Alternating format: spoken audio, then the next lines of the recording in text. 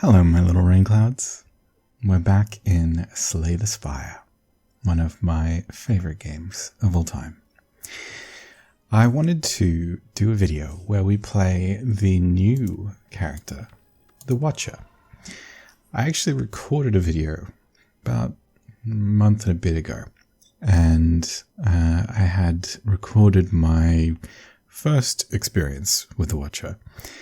But it wasn't a very good video because the Watcher had just been released into beta and it was still very much a work in progress. It was not balanced, it was not terribly developed, and it just wasn't very fun to play.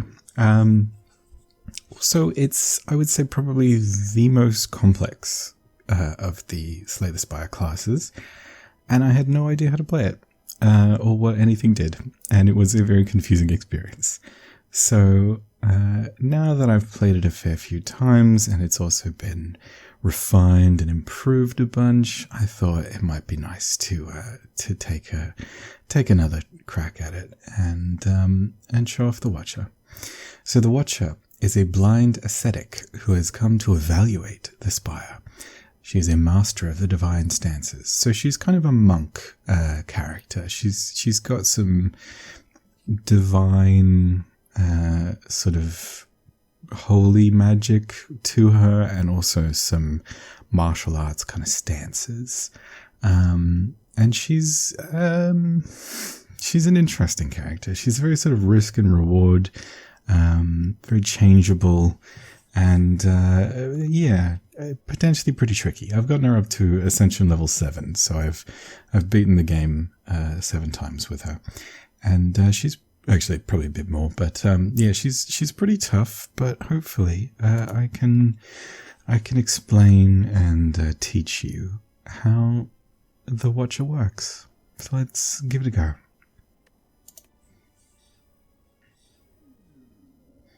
So here we are, Act 1, with Niao, the old space whale.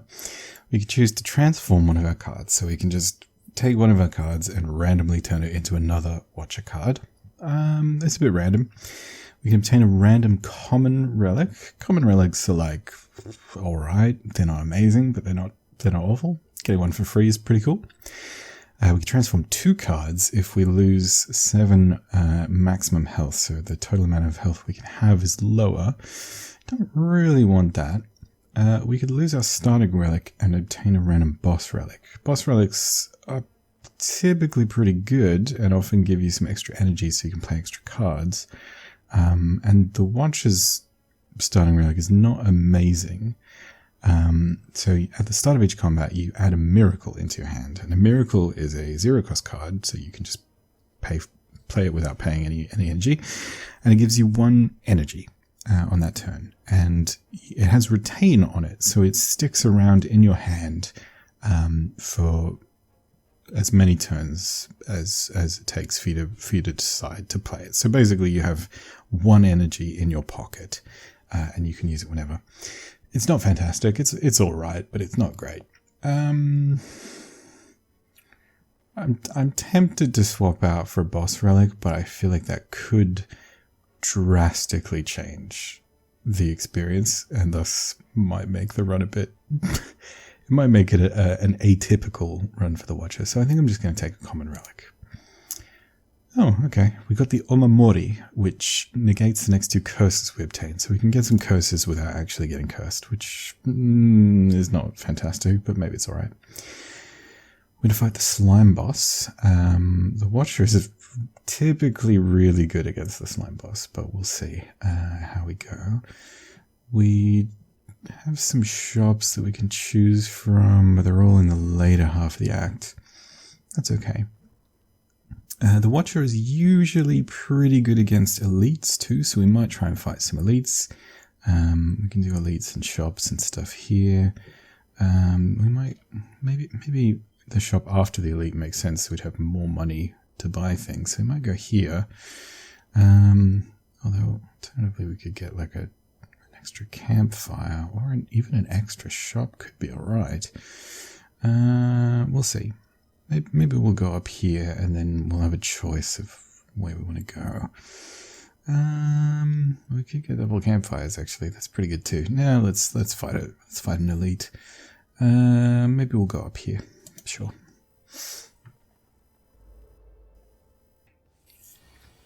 So we're up against a cultist. You may remember, if you've watched any previous Slay the Spire videos, that the cultist doesn't do anything for the first turn, and then they get stronger every turn after. So we probably need to kill this guy kind of quickly, and we'll probably be able to do that as the Watcher. So we've got this miracle that we start out with, so it just sticks around in our hand. We can play it whenever we need to, and we get 1 energy, and then it goes away for the rest of the fight. So we just kind of keep an energy in our pocket. We have 3 energy to start with. We can get 4 for 1 turn whenever we need it, but that's not this turn. So we've got some strikes that just deal 6 damage, and some defense that give us some block, but we're not going to take any damage because he's not attacking. So we can just play the 2 strikes, and then end our turn. And we're probably going to see the Watcher's core mechanics come now. So we've got 2 cards, both of which cost 2 energy at the moment. And both of these cards, well, each of these cards, enters you into a stance. So the martial arts sort of stances that you have let you do different things. So the Vigilance card gives you 8 block and then lets you enter Calm. So Calm is a stance. It doesn't actually do anything by itself, but once you leave that stance, once you go from Calm to another stance, you get 2 energy. So you kind of get to like store up energy and then have like a big burst turn where you get to do something else on a future turn probably. For example, Eruption enters us into the Wrath stance. Once you enter the Wrath stance, you deal double damage and you also receive double attack damage. So this guy is currently doing 6 attack, but if we were in Wrath, he would be doing 12 attack to us. But likely, you know, we could do like a whole bunch of damage too, because these strikes would be doing 12 damage each. So Wrath is pretty good, but it's also pretty dangerous. If you end your turn in Wrath, you're probably going to get attacked for a whole bunch of damage. So you kind of want to switch from Wrath to something else, like Calm, at the end of your turn. But maybe not. Maybe you're alright to take a bit of damage so you can do more damage next turn.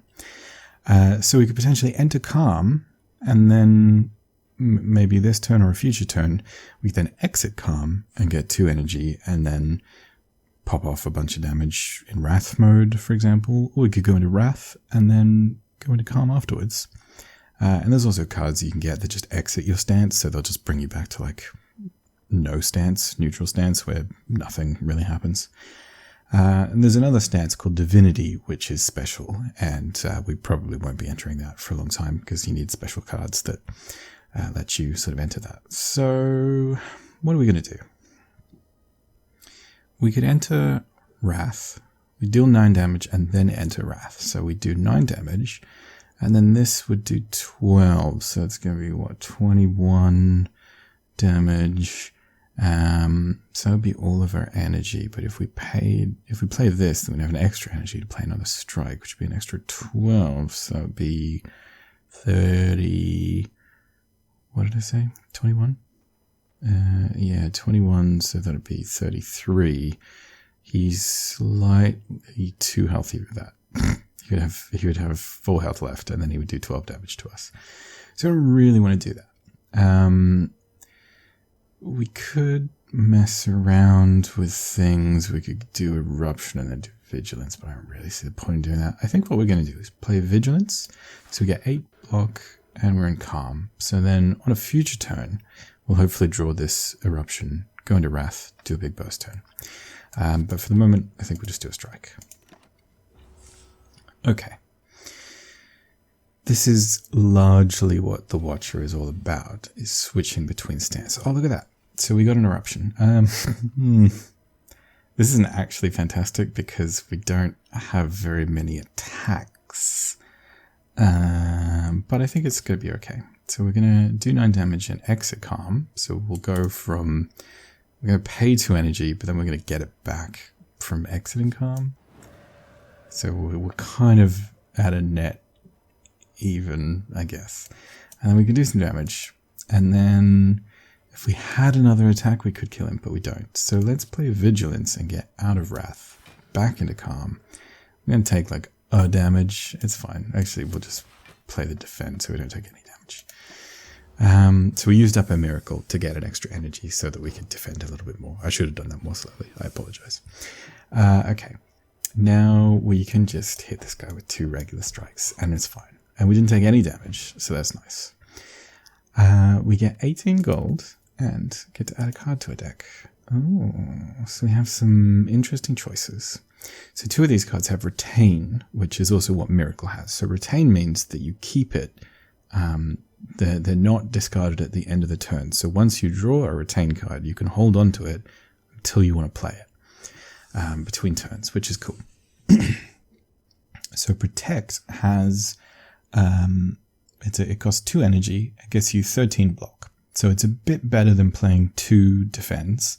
And it also retains, so you can hold it for a turn when you actually need to block a fair amount of damage, which is cool.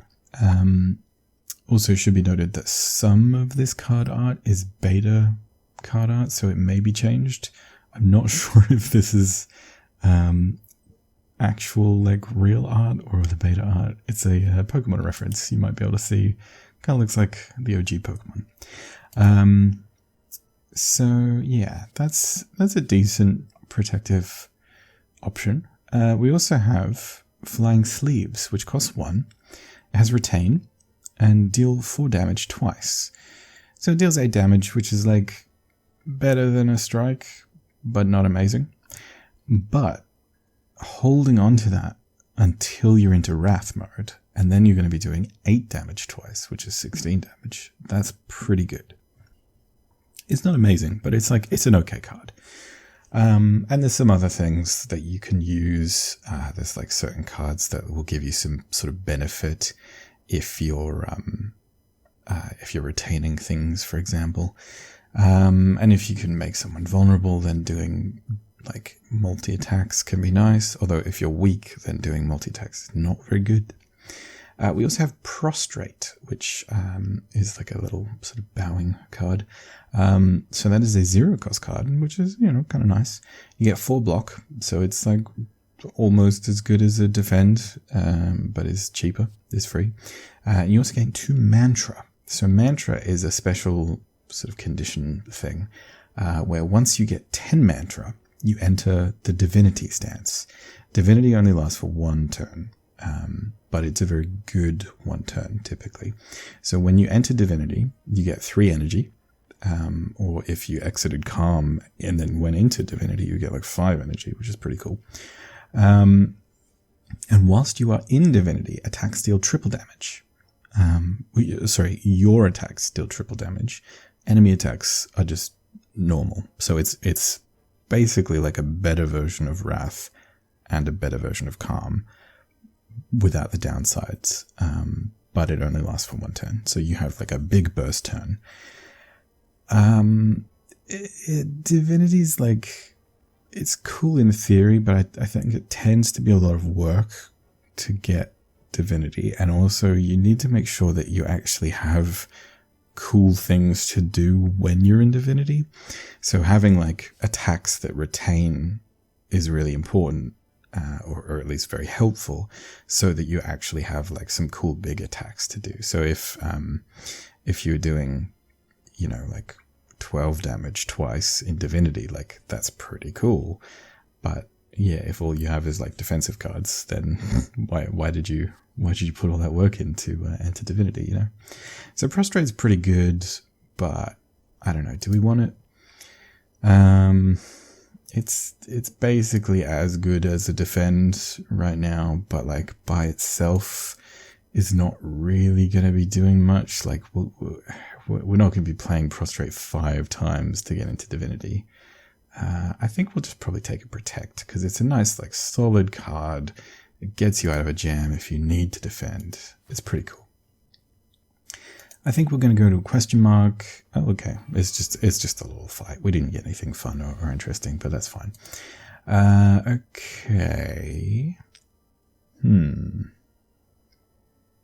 So we could just straight up kill a guy.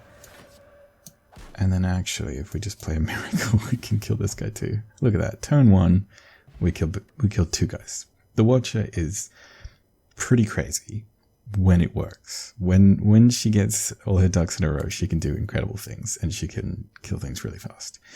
We got some money, and then we can get a new card. So we've got Swivel. It's 2-cost card, gains 8 block, which is not very good. We typically pay 1 energy for 5 block, or Vigilance, you gain 8 block, and then you enter Calm, so it's like kind of not that bad. But Swivel, you gain 8 block, and then the next attack you play costs 0. So it could make a strike free, or it could make like Eruption free, or you could have like a really expensive attack that becomes free. So it's potentially pretty good, but also the art's really cool. It's potentially like okay, but it depends very much on what you actually have. And at the moment we don't really have any like good attacks. So I don't know that that's like amazing.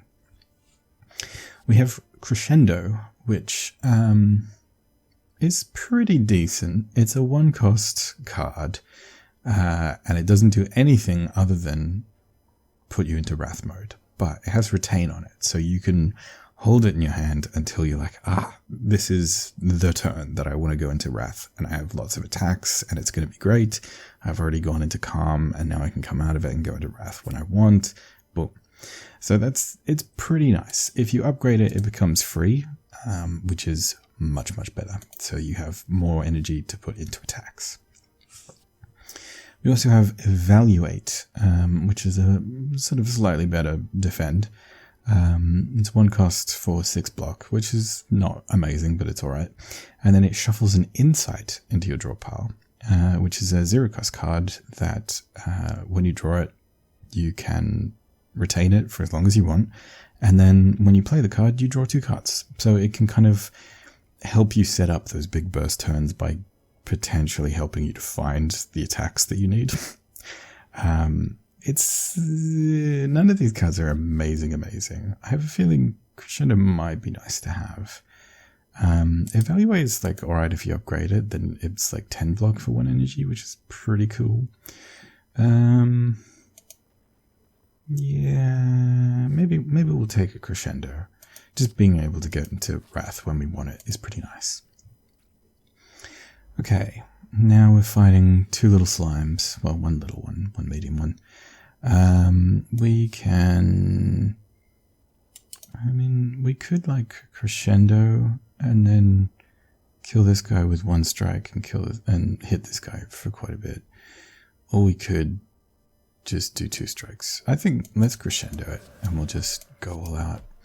And then we may as well just play our miracle to hit this guy again, and now he's only got 6 health, so I think he's going to make us frail, which means that we don't block as well, but like who cares because he's dead. Look at that. We got an Eruption which does 18 damage now that we're in Wrath, so we could have killed him with just a basic strike, but we didn't. Okay, we got 12 gold and get to add another card. That's the fun part. So we have another Crescendo. I don't think we want 2 Crescendos. We have Tranquility, which is actually really, really nice. So it's basically the exact same as Crescendo, but instead it lets you enter Calm. And having this in your pocket when you need it to enter Calm, basically to get out of Wrath, so that if you're going to take like 60 damage, you only take 30, is pretty good. Sash Whip is a nice card too. So this is one of the sort of little gimmicky, tricky things, is that some Watcher cards also care about what your previous card played was. So Sash Whip deals 8 damage, and if the last card played this combat was an attack, apply 1 weak. So if you played like a strike or something before you played Sash Whip, then it gets a little boost and it makes your opponent weak, so they do 25% less damage, which is really nice. typically, I guess, if you're playing Sash Whip, you probably already have played an attack, so it's like kind of cool. This also persists between turns, so if last turn, the last thing you played was an attack, and then this turn, the first thing you play is Sash Whip, then you apply a weak. It's pretty good, but I kind of like having a tranquility in my pocket so that we can go between Calm and Wrath whenever we want.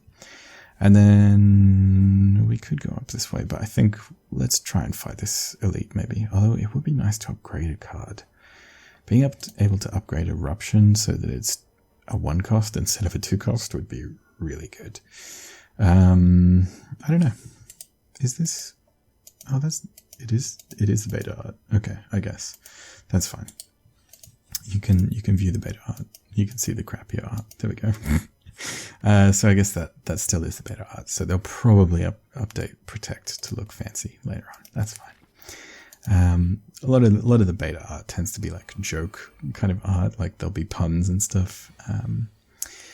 Okay, and now we're fighting 3 of these little louse boys. I think they're gonna do 17 damage, which is a fair old whack of damage. So I think we'll do a Vigilance. We'll block 8, and then we'll probably just block 5 of that. So we could use a miracle to play defend, but I don't want to do that. That's fine. Unfortunately, all of these guys have slightly too much health for us to kill one of them with a strike while we're in Wrath, and that's kind of a pain.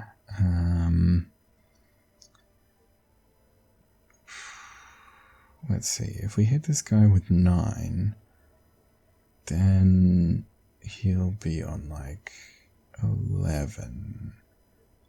So I think what we do is this, and then we go into Wrath, and we do 12 damage, so we kill that guy.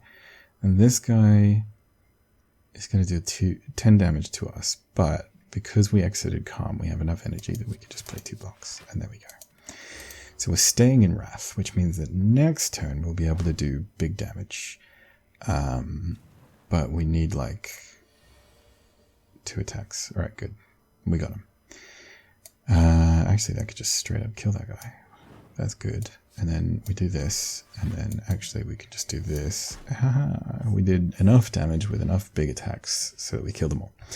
Cool, we got 17 gold. We got a duplication potion. So this turn, your next card is played twice. Is there anything that we really want to play twice? Not really. I guess you could like duplicate Eruption so that you just do like 9 damage and then go into Wrath and then you do like 18 damage. That's okay. Or like a Protect, I guess. Nothing that we really want to duplicate, but that's fine. And then we get a card.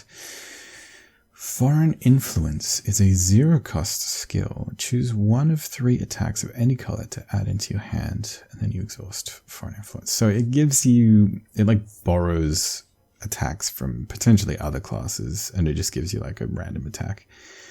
That's very unreliable. It could be great, or maybe not so much. I'm kind of thinking I don't really want to go for the randomness of that. We can get a Flying Sleeves, which is an alright card. We can get a Bowling Bash, which is a 1 cost attack that deals 7 damage for each enemy in combat. So if you're just fighting one guy, it'll just do 7 damage, and that's like okay, but not amazing. It's better than a strike, but not by much. But if you're fighting against like 3 guys, then it's going to do 21 damage to somebody. So it doesn't do like area damage. It's all against one enemy, but the more enemies you're facing, the more damage it does. So it can kind of like take out one of the group really quick. And because it's separate instances of damage, if you're in Wrath mode, it's going to do 14 damage for each enemy in combat. So that's pretty cool too. I think Bowling Bash is a good card to have because if we get into multiple enemies, we might be in trouble. And this elite could be the Tri-Sentinels, which has 3 guys that you have to fight. So it's good to be prepared for that. So we're fighting 2 guys. So Bowling Bash is going to do 14 damage, which is cool. Okay, so we're up against this fungi beast who is going to buff himself and I think give himself like 2 strength or something. And this guy is going to make us not block so good. So we could like crescendo and hit someone for 12, which is not awful. Or we could vigilance so that next turn, probably next turn, we'll get like an eruption. Maybe. Who do you want to hit? Like, probably this guy? I don't know. Sure.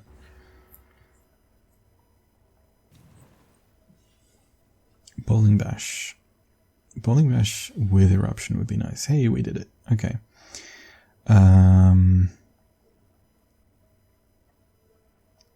So is crescendo going to be better? I think crescendo is good, and then that's going to do 14, so it's going to do 28.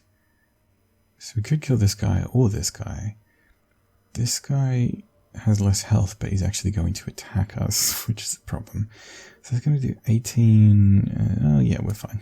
We could do like 30 damage with that. Oh, actually, I want to do this first because we want to do it while this guy's alive, so it does more damage. There we go.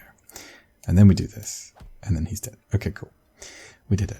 See how powerful the Watcher is? You can just like kill loads of guys if you need to. Assuming that you get the cards that you need in the order that you need them, which is a bit of a problem.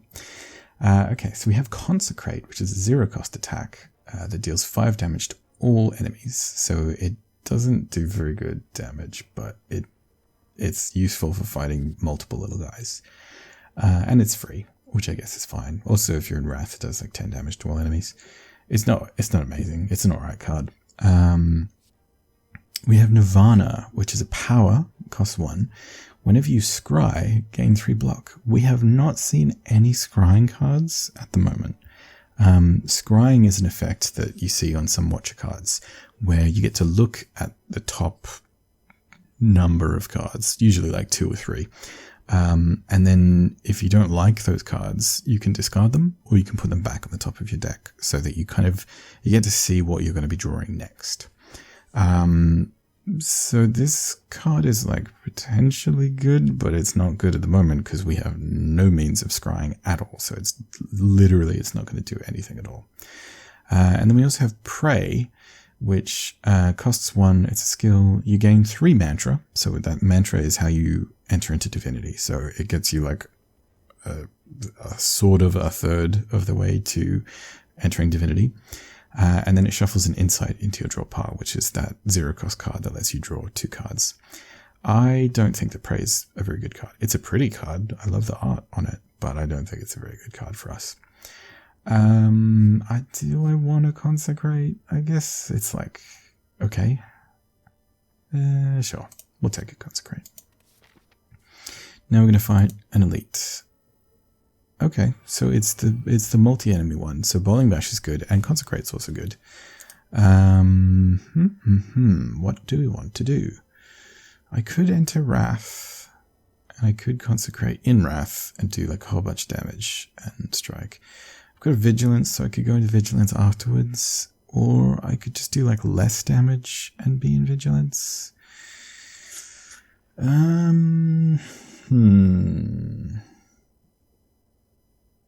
It's kind of tricky because right now I'm only getting attacked by one guy, but next turn both these 2 guys are going to be attacking me, and I don't want to be in Wrath at the end of next turn. But if I'm in Wrath, then I might be able to kill one of them. So it's like maybe not so bad.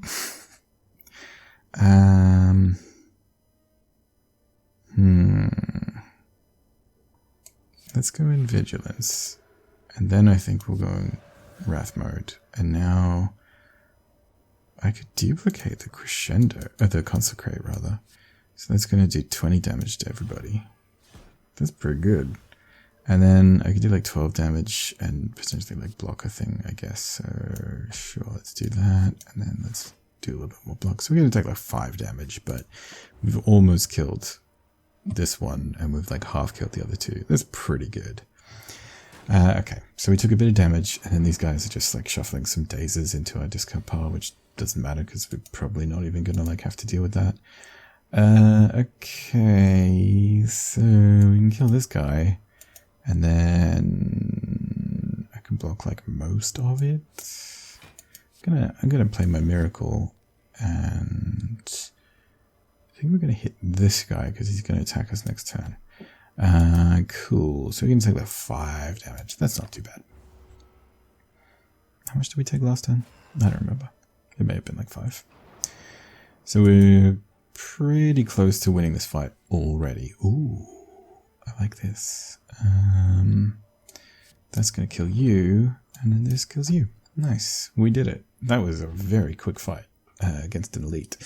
So we got 27 gold, which is nice. We got a strength potion, so strength makes all our attacks do, well, in this case, 2 extra damage, and that is also doubled with wrath, so 4 extra damage basically. And then we also get a dream catcher, which is a relic. Whenever you rest, so at a campsite, if you regain health, you may add a card into your deck, which is, I don't know, kind of nice, I guess. I don't want to rest if we can avoid it, but we'll see how we go. The Watcher does tend to play pretty fast and loose with health, because if you end your turn in Wrath, you're probably going to take some damage. And then we get to add a card to our deck. Okay. Flying Sleeves, again, it's like, okay, it's not awful. Mental Fortress is a power. Whenever you change stances, so you go from Wrath to Calm, or Calm to Wrath, or, you know, you like exit the Calm stance and just go into normal stance or whatever, or Divinity or whatever, you gain 4 block. That's okay. It's not amazing. Can become 6 block if you upgrade it. Yeah. Or Sanctity. Sanctity is a very pretty card. Gain 6 block. If the last card played was a skill, draw 2 cards. That's like a pretty decent card. Do we want that? It's probably pretty good. It can potentially let us draw more cards if we're looking for attacks and stuff. It could potentially let us draw more block. It could potentially get us retain cards like Crescendo, Tranquility, Protect, etc. It could potentially get us our free cards like Consecrate. Yeah, sure, let's get Sanctity. And then I think we'll probably want to go at least this campfire. So let's take a question mark. As you come to a dead end and begin to turn around, walls slam down from the ceiling, trapping you. 3 faces materialize from the walls and speak. Forget what you know, and I'll let you go. I require change to see a new space. If you want to pass me, then you must grow. So we can remove a card from our deck by forgetting it. We can change a card to transforming it, or we can upgrade a card in our deck. What is this? Extra 3 blocks, not great. Extra 3 attack is actually pretty good, I guess, for Consecrate. Bowling Bash, 3 damage per enemy could be pretty good. Actually, making these free would be pretty good. Making this cheaper is also good. We're going to come up against another campsite right after this, so we could upgrade 2 things. We could transform a card. We could remove a card, but I think I'd rather upgrade.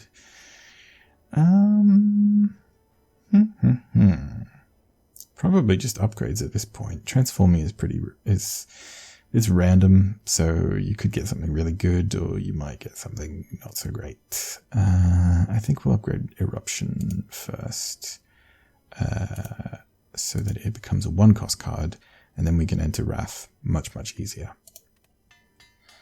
Okay, satisfied. The walls in front of you merge back into the ceiling, leaving a path forward.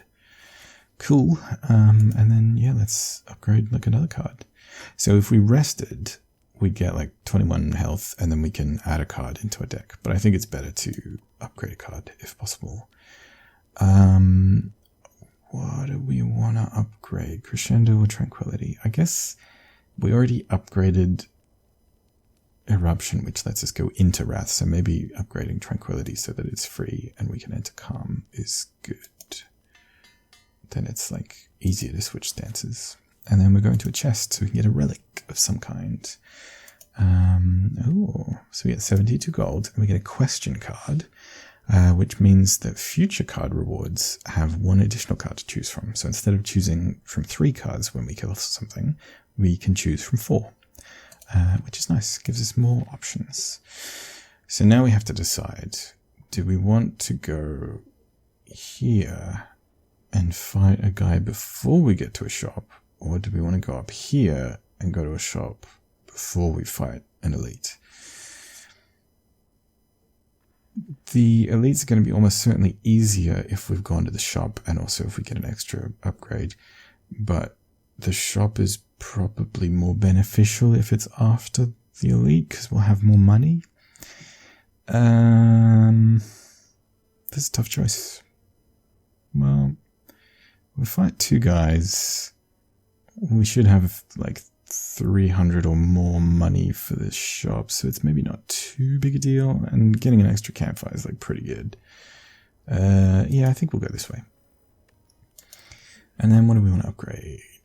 Vigilance just gets like 4 extra block, which I mean is nice because vigilance isn't like great value otherwise, but upgrading Crescendo to be free is pretty good.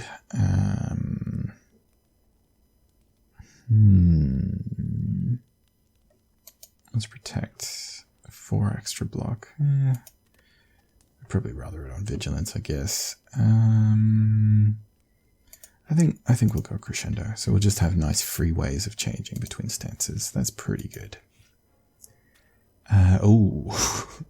So this fight is usually pretty tough. It doesn't look like it's going to be tough, but it actually is pretty tough. This is where Consecrate is really good, and also Bowling Bash would be, well, Bowling Bash is kind of overkill because it's going to be doing like 5 times 7 or something, but I would really like a Consecrate right now. I think we will Vigilance. Sanctity then lets us draw 2 cards. It is not what I was hoping for. Okay. We're going to take 1 damage. We're also going to be weakened like twice, which is not fantastic, but I guess it's alright. Alright, next turn we'll be able to go into Wrath and almost certainly we'll draw Consecrate. We might not, but hopefully we do. Okay, we're going to take 1 damage, and then this guy's going to weaken us as well, so we take some more weakens. Oh, we didn't draw Consecrate. That's a pain. We only have 2 attacks, actually, which is a real problem. We can go back into Tranquility, I guess. It's not fantastic. Oh, we're weakened as well. Ugh, gross. Alright, let's end a Wrath. We can kill someone. I guess you're doing the most damage. And then kill you. And then play that. And then that. So we could take 4 damage, or we could go into Calm. It's not like a huge problem either way, I guess. Kind of think it's important to be in Wrath mode so that we can kill things. Maybe we'll just play the Defend with a Miracle. It's a bit overkill in some ways, but I'm trying to like keep my health. I don't know. Okay, let's do the old Consecrate. And then you can do this, and you can do that, you can do that. Okay, we're all good.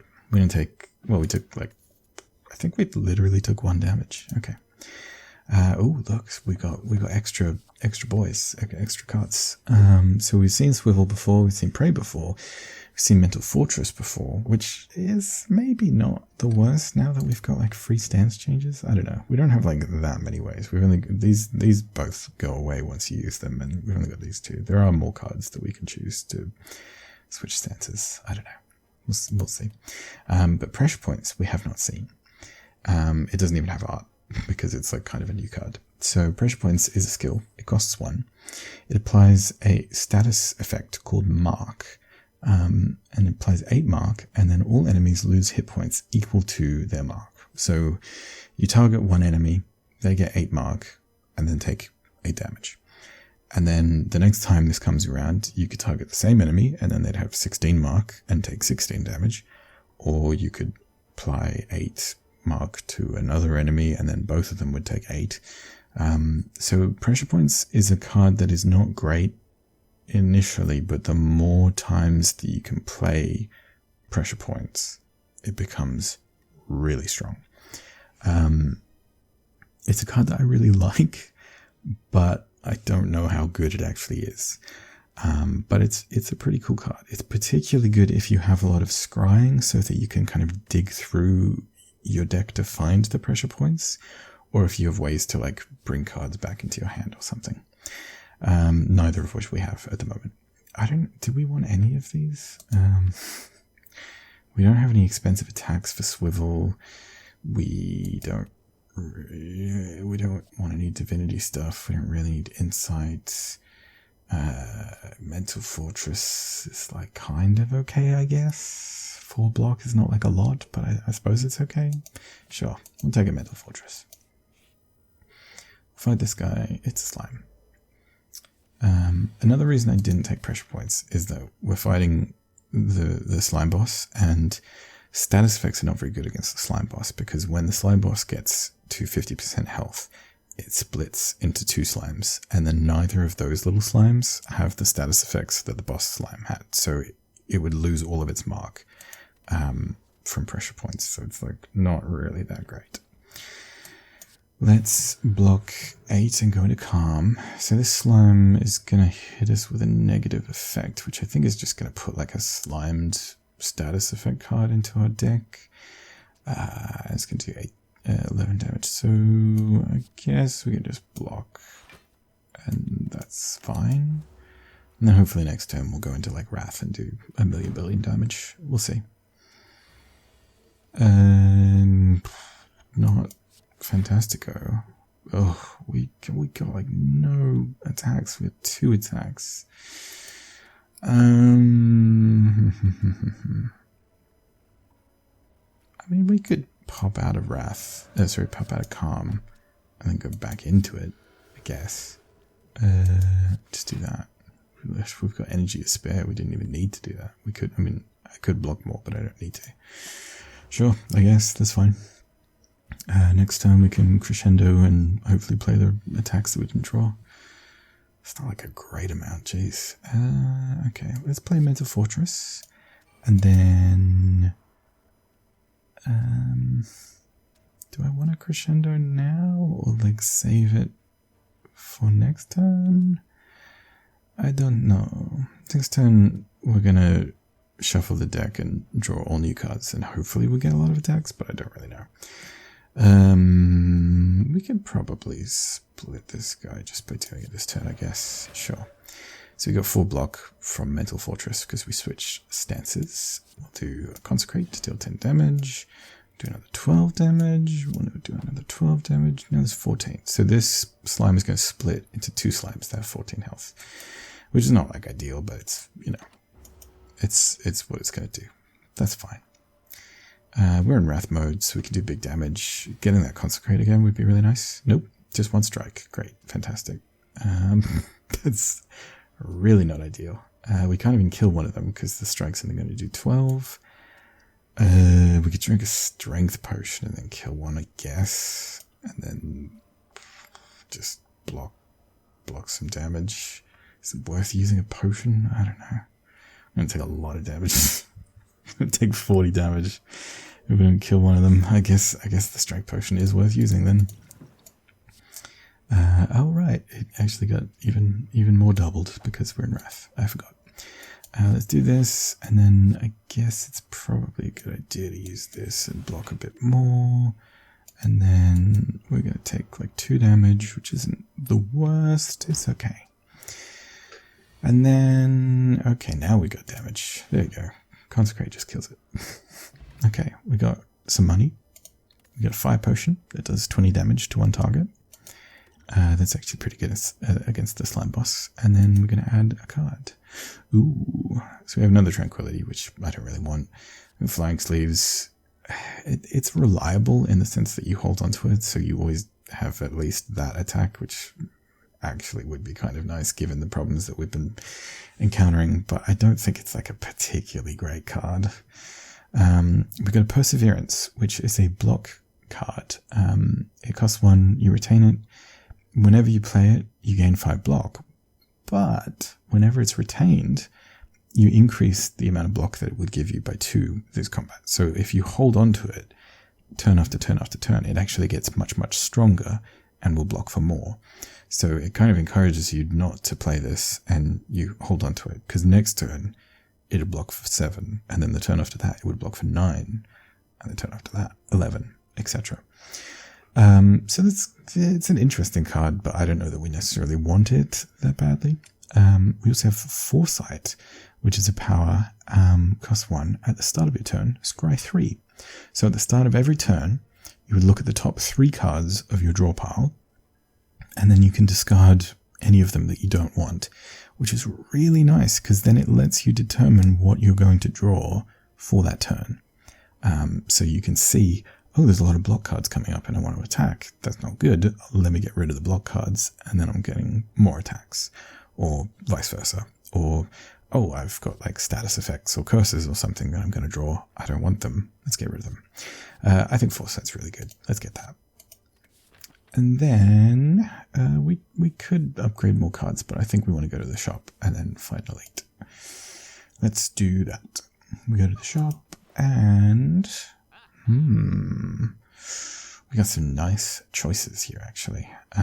Lesson Learned is a really cool card. It costs 2 damage. It costs 2 energy. It deals 10 damage, which is not fantastic. But if this kills an enemy, you upgrade a random card in your deck forever. Like it permanently upgrades that for the whole run, which is really cool.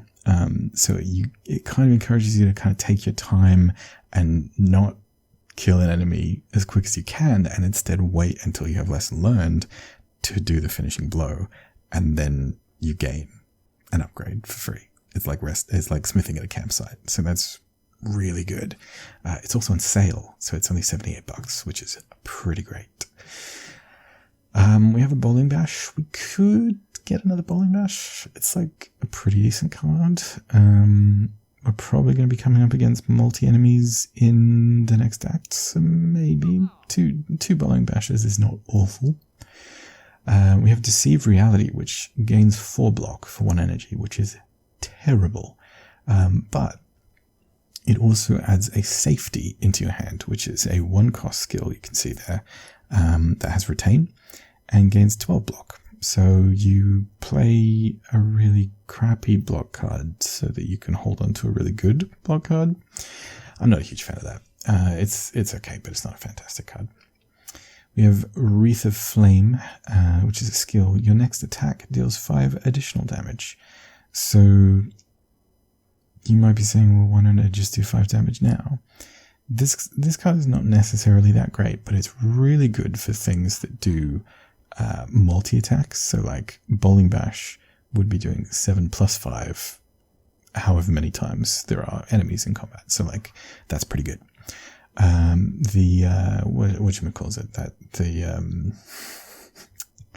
Flying Sleeves, I think it was called, where it's like retain it and you do like 4 damage 2 times. That would be doing 9 damage 2 times. And of course this gets doubled with Wrath as well. So like it can be alright, but we don't really have any cards that do anything other than Bowling Bash, I guess. Or like Consecrate, actually. Consecrate is really good. So that would be doing 10 damage to all enemies. That's pretty good too. It's okay. It's not amazing. Study is a 2-cost power. At the end of your turn, shuffle an insight into your draw pile, so you get that free card that lets you draw extra cards. I'm not a fan of this card. I don't think that's really good. The art's lovely. Look at that. That's gorgeous. But nah, I don't really want it. We also get Vajra. Start each combat with 1 strength. That could be pretty nice. Pantograph. At the start of boss combats, heal 25 health. That could be pretty nice. Hand drill. Whenever you break an enemy's block, apply 2 vulnerable. A lot of enemies don't block, so it's like not really that fantastic. TBH. We're definitely going to buy Lesson Learned. It's a great card.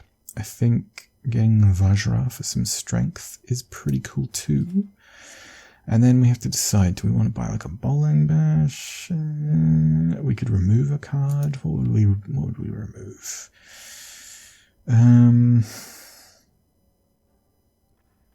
We've got like a bit of extra blocks, so we could probably get rid of defends. Usually when you get rid of strikes, but with the whole like wrath thing, you kind of want to keep strikes around. I don't know. Yeah, I mean, we've got like some cool attacks, but maybe we'd get rid of a defend. We've got 1, 2, 3, kind of 4 extra blocky things. Honestly, I don't know that we really need to remove anything. Maybe we just save the money for like next time. Or maybe we get a bowling bash. Let's just get a bowling bash. It's fine. Okay, and then we go into a fight. Ooh, it's the Lagavulin. So this is the guy that sleeps for like 3 turns. And then will wake up. But if you want to, you could just attack him straight up and do like loads of damage. But it sort of gives you 3 turns to like prepare yourself first. So like playing powers like Foresight is really nice. Also really nice to go into Calm beforehand so that you can come out of it and do like wrath damage. So we'll see how Scrying works. So he's had his first turn just napping. So we're going to get Crescendo, Mental Fortress. We don't really need that defend, so I think we'll get rid of that. Okay, so we've got a Lesson Learned. So we don't want to play Lesson Learned until the very end because it exhausts. So we want to hold on to this until the end. We may not really use it with this fight though, because this guy's pretty nasty and we may just need to like take him out as soon as possible.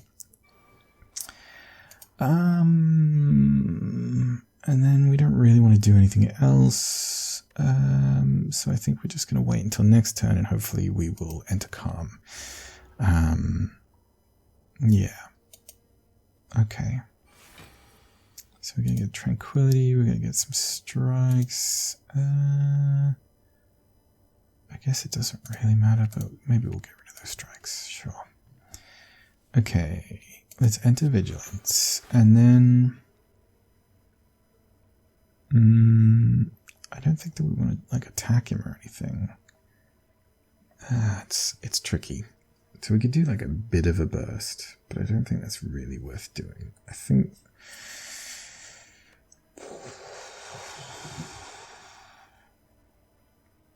we'll wait a turn. I'm not really sure what my plan is, to be honest. I think he's going to wake up now. Yep, there is this. His little legs coming out, so he's going to attack us, and he's going to attack us for 18. If we go into Wrath mode, he's going to attack us for a lot more. Let's get rid of that defend. We'll just try and get some attacks. Okay, so we didn't get Wrath. We could... We've got 3 attacks currently. Is that enough of a burst turn? I don't know if we want to spend like Crescendo and Tranquility right now to do a whole bunch of damage. I'm kind of feeling like maybe saving it is the right call. Let's play this, I guess, and just take like 6 damage, and we did like a little bit of damage to him. I think that's the call. Oh, we could have gotten some extra block, but yeah, whatever. Okay, we've got Sanctity. He's going to attack us some more. What was the last card we played? I think it was a protection. So Sanctity is actually okay. Let's get rid of that. Okay. Interesting. So let's pop out into Wrath, because we've got Vigilance in our hand that we can go back into Calm. So we can play Consecrate. Nice. We can do a Strike, and then probably pop back into Vigilance. Oh, look at that. With all the extra block we got, we're sitting pretty. We're not going to take any damage. Nice. Okay, so he's not going to do any damage to us. And then this turn, he's going to be doing debuffs to us. So he's going to be giving us -1 strength and -1 dexterity, which is not fantastic. Okay, I think we want both these cards. Ooh. Okay, let's go into Crescendo. We will do some damage. And we're going to get Lesson Learned. We can kill him with Lesson Learned. So we're going to upgrade a card. Pew. It was a defend. Great. Whatever. Okay, we got some money. We got a Power Potion. We can... oh, look at that. So we got the Empty Mind and the Empty Fist are cards that let you exit your stance. So you can go from Wrath to just being normal, which is quite useful so that you don't get double damage. Or you can go from Calm to no stance so that you get 2 energy, which is okay.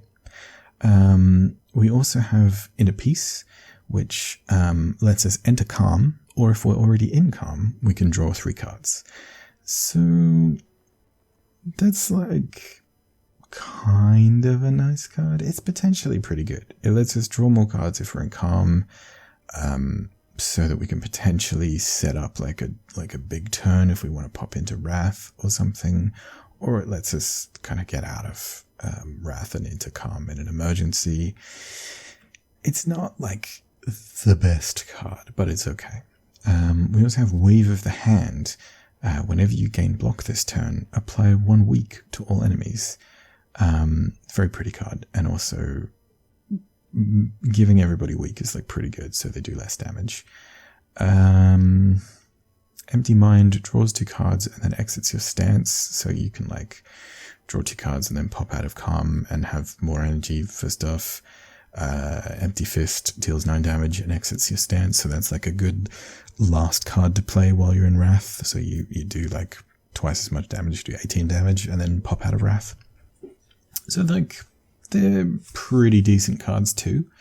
You do have to be careful if you're in Divinity stance. They will exit you out of Divinity, which you don't want to manually exit Divinity if you can help it. I don't really know if we want any of these cards, to be honest. Having something that exits out of a stance is like potentially pretty helpful. There's another one which is Empty Body, which gives you like 7 block and exits your stance, and I kind of prefer that card, if I'm honest, because I think like exiting Wrath and having some block is nice. I don't know. Inner Peace is like pretty good. I don't know that it's fantastic for us. I guess it gives us a bit of block with Mental Fortress, because whenever we change stance, we get to like get some block. And actually, by the same token, I guess Empty Mind and Empty Fist will give us like a tiny amount of block for changing stances as well. Do we want an Empty Fist?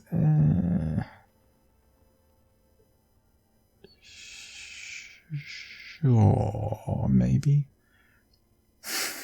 It's tough. It's tough to know. Yeah, alright, we'll take it. We also have Dead Branch, which is a relic. Whenever you exhaust a card, add a random card into your hand. So we have a couple of exhausts. We have Tranquility and Crescendo, and I guess technically Lesson Learned, but ideally would be like using that last, probably. Oh, and I guess Miracle also is exhaust as well. So adding random cards is really random, obviously. So you might get something that's really great and that like helps you win the fight, or you might get something that kind of doesn't work and just clogs up your deck. But I think on the whole it's probably a better thing to take. So yeah, sure, we'll take it. And then we can smith something to upgrade it. We could scry 4 cards instead of 3 each turn, which is pretty good. We could do like an extra 5 damage on Empty Fist, which is pretty good too. We could make Bowling Bash better, which is pretty solid. Or Consecrate better, which is also pretty solid. Sanctity, just get an extra 3 block. Mental Fortress, an extra 2 block every time you change stances. It's not awful. Lesson Learned is not an amazing upgrade, it just adds 3 damage, but it does kind of help Lesson Learned become a killing blow, so it's like, kind of. I don't really know what we want, to be honest. We could rest and add a card to a deck, but I don't think we really want to do that either. I mean, there's no wrong decision here. Vigilance could be alright. Probably don't need it that much if we're getting extra block from Mental Fortress. I think Mental Fortress is probably a good pick. We get more value out of it. And we're going to be changing stances probably a fair bit. So, yeah, maybe not so bad. Wow, this is not a great turn. We got both of our stance card things and just a whole bunch of defends. Can't do any attacks, and that's really unfortunate because this guy's not attacking us. He's just going to put some negative effects on us. I think what we're going to do is drink a power potion, and we're going to get some kind of a power. We can get a Foresight, so we can scry even more at the start of our turn. We get to scry 6 cards, so we'll actually look at every single card that we would draw in a turn, which is pretty powerful. Alternatively, whenever we scry, we can gain 3 blocks, so basically gain 3 block every turn once we play Foresight. We can also play Study, and that would be free, so we'd get an insight into our draw pile. I don't think that's that useful though. I think we get Foresight. We'll be able to make sure that we have a better turn every turn from now on, even if we unfortunately missed out. We could use Crescendo to enter Wrath, and then Dead Branch would add a card to our hand, which could be alright. Maybe we'll do that. Oh, we got Wallop. Wallop's a really nice card. So it deals X amount of damage. I think by default it's 10, so this is 20 now that we're in Wrath. And then you gain block equal to the amount of unblocked damage dealt. So we do 20 damage and we get 20 block. So that's a really good card to have when you're in Wrath mode. Unfortunately, we didn't get like any other attacks that we can play, but that's fine. We could play a Miracle, I guess, and get something, but I think I'd rather save it. It's fine. Okay, so we got some slimes in our deck. Not amazing, not awful. I don't want to defend. I don't really think I want a Sanctity either. We'll take the Strike. We just want to do lots of damage to this guy. Okay. Do some damage and some damage.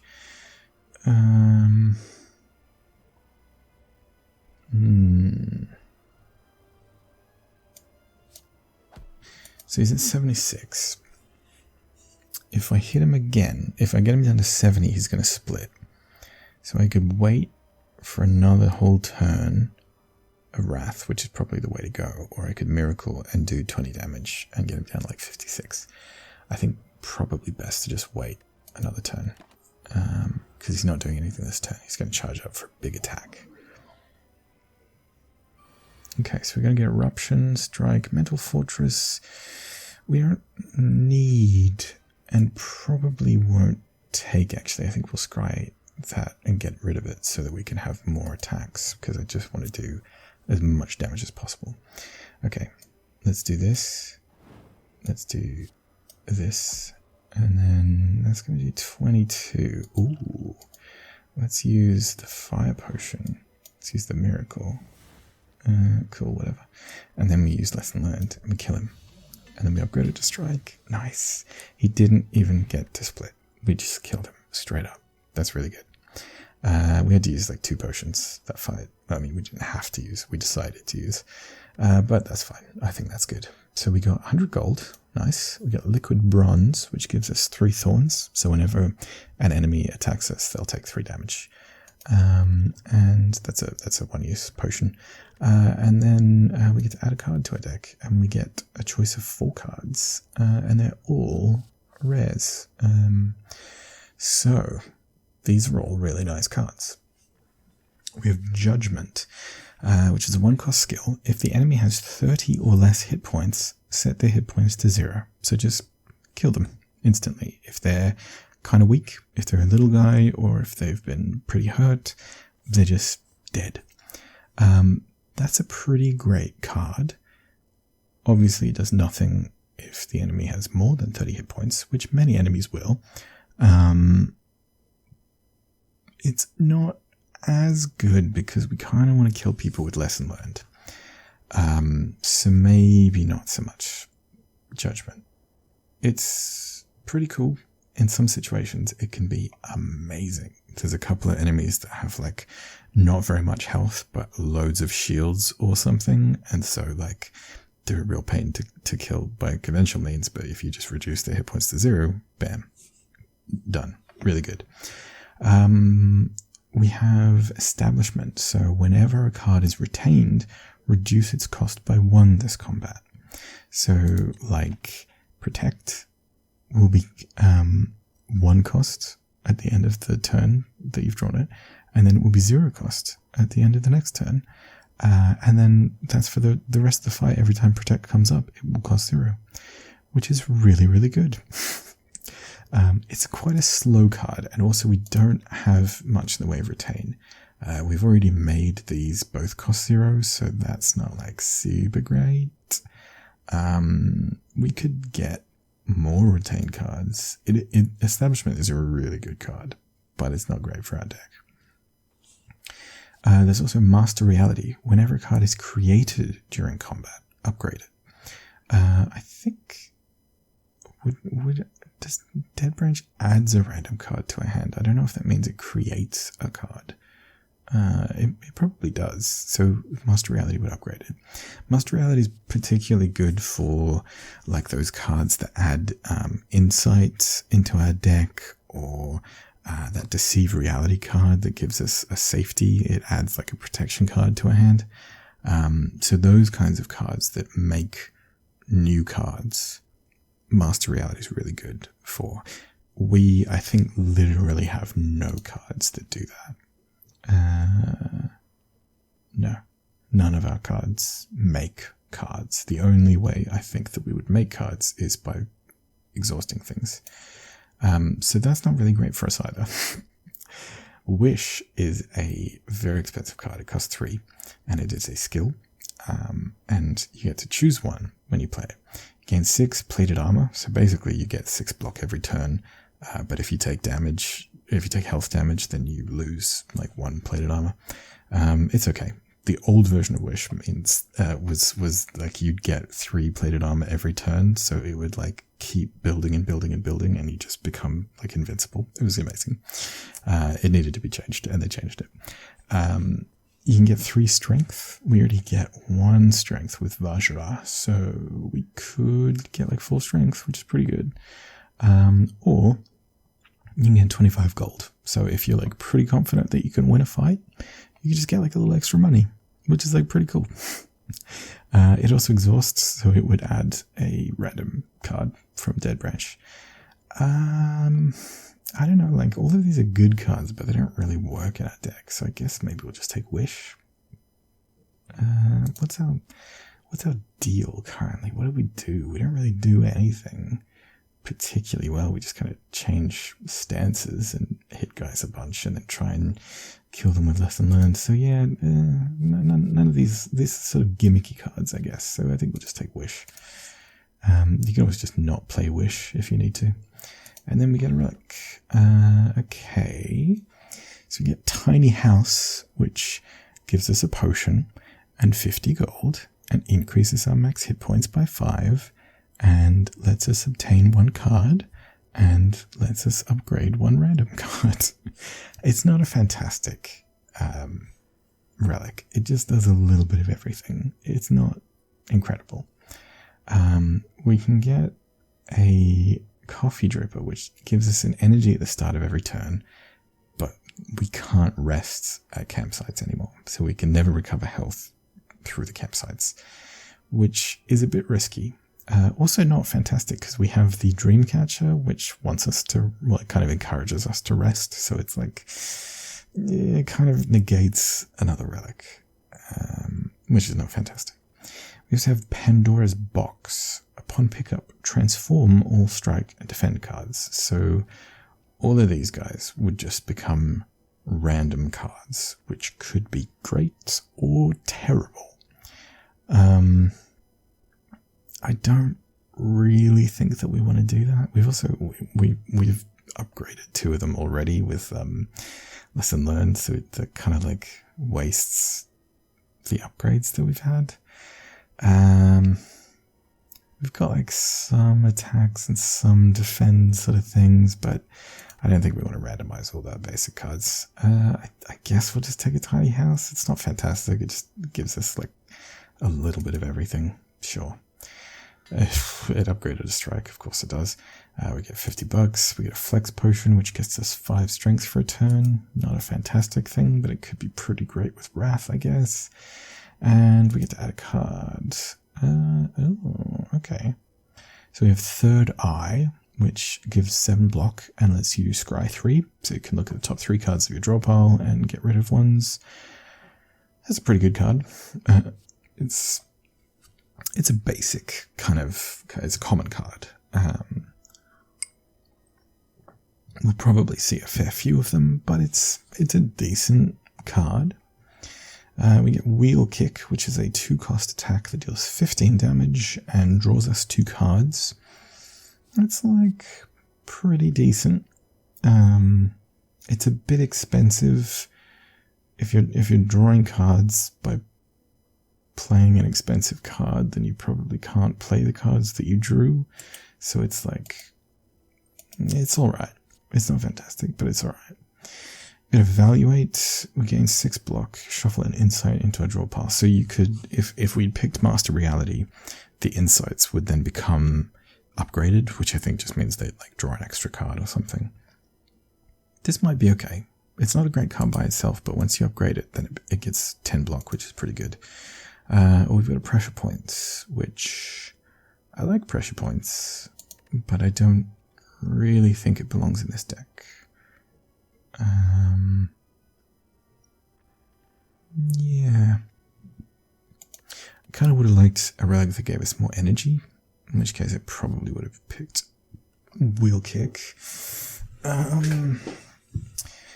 Evaluate's pretty strong. Third Eye is also pretty strong. So interesting, like Evaluate gives 1 less block than Third Eye. Evaluate eventually lets you draw 2 cards, but I guess it's kind of a cost of drawing the insight, whereas Third Eye just lets you scry 3 cards, so it lets you look at the top 3 cards and decide if you want them or not. Is that better than Evaluate? I don't know. I think we'll just take a Third Eye. It's fine. It's a fine card. It's good. Okay, we're fighting the whatchamacallit, the summoner, the collector. So he has little minions that he brings out, which we're probably like pretty good at dealing with because we've got a consecrate and 2 bowling bashes, which is pretty good. Okay, we've got 211 gold, so going to some kind of a shop would be nice. There's 2 shops there, there's a shop here, there's none up here, so we got to basically choose this, possibly, and this, although that seems excessive, or this one. We could do a campfire and then an elite and then a shop. And then like maybe another campfire, another elite, and then a campfire. That's pretty good.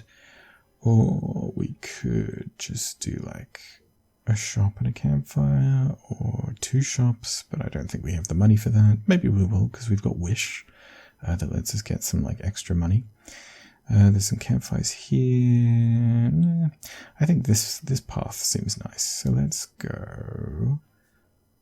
There's some good question marks in Act 2, so we might go here. Although I wouldn't mind getting into some fights so that we could play Wish and get more money. I don't know. Speaking of Wish, we have it. Do we want to play that? We'd be taking 12 damage, which is a bit much, probably. But equally, we can't really do anything else. Sure. So it gives you a choice. You can become almighty and gain 3 strength, fame and fortune, the little cultist guy, get 25 gold, or live forever and gain 6 plated armor. I think we'll get fame and fortune. Money rains from the sky, and we got perseverance. That's actually pretty nice. So we can just retain that, and it gets more block the longer you leave it. Okay. We're going to take 12 damage, which is not fantastic. Okay. So this guy has plated armor, and so every turn he's going to get 14 block, but when it, like, if we break through his block and deal damage to his health, then it reduces his plated armor, so it like gets gradually weaker, basically. I think we're going to start out with a foresight and a vigilance.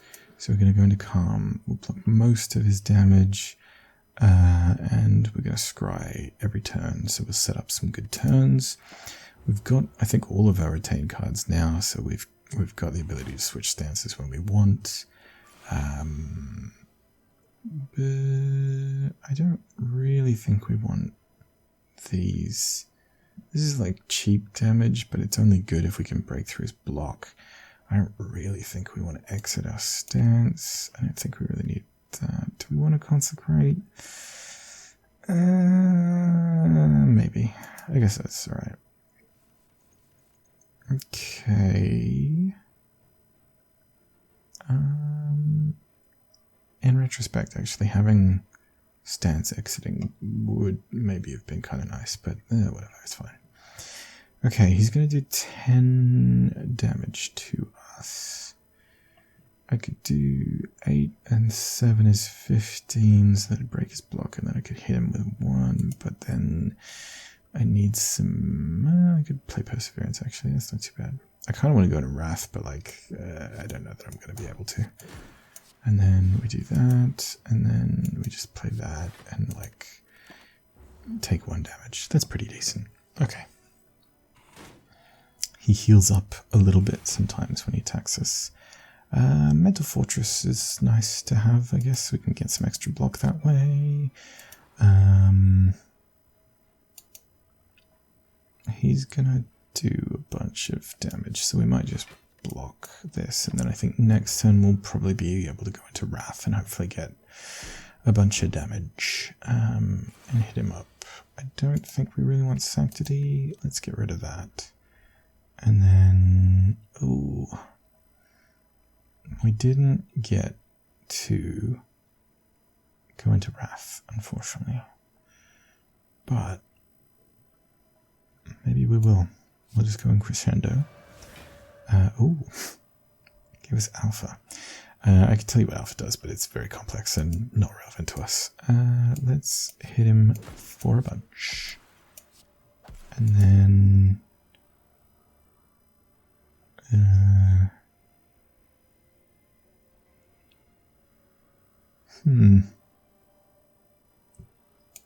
can punch him for 20. It's probably pretty good. Then let's get rid of all of these by scrying them away. And then we've got plenty of block. He's gonna have 8 armor next turn. I'm hoping that we'll be able to go into Wrath and also have Lesson Learned. That would be really nice. Ah, nice, beautiful. Okay. Lesson Learned kills him. Ah, we upgraded a Bowling Bash. Nice, okay. get a little bit of money, and then we get some cool cards to choose from. We have another protect. I don't think we really need another protect. We have a pressure points, which we've seen. Pressure points is like pretty good, but it's not really our deck. Although I guess now that we've got like foresight and a little bit of scrying, it's okay. Sanctity could draw it as well. It's alright, it's not amazing. We also got Just Lucky, which is it's an attack, it costs nothing. You scry 1, so you just look at the top card of your deck. You gain 2 block and deal 3 damage. So it just does like a little bit of everything, but it's not very good at anything. I don't think it's that great. Tantrum is quite nice. So it deals 3 damage 3 times. So it does 9 damage technically, but if you're already in Wrath, it's going to do like 6 times 3, which is 18, which is nice. Yeah, it does a multi-hit, and also we've got like extra strength, which is nice too. And then if you are not in Wrath, you enter Wrath, and then this card gets shuffled into your draw pile rather than going into your discard pile, so you can potentially keep getting Tantrum again and again, turn after turn. It's a bit of a liability, but we've got some stance exiting stuff with Empty Fist, and we've got these things if we really need to get out of stances, and it's like pretty decent. I think we'll get that. Okay. Oh, interesting. Navigating an unlit street, you come across several hooded figures in the midst of some dark ritual. As you approach, they turn to you in eerie unison. The tallest among them bares fanged teeth and extends a long, pale hand towards you. Join us, sister, and feel the warmth of the spire. So we could become a vampire, basically, and we get rid of all our strikes, of which 2 are currently upgraded, which is kind of a pain to get rid of them. And then we receive 5 bites, which do 7 damage and heal us for 2. But we'd have to lose 24 max hit points, so we would have less health, but we can regain health by attacking things with our bites. We'd remove 4 attacks from a deck, 2 of which are already upgraded, and then we would add 5 attacks to our deck.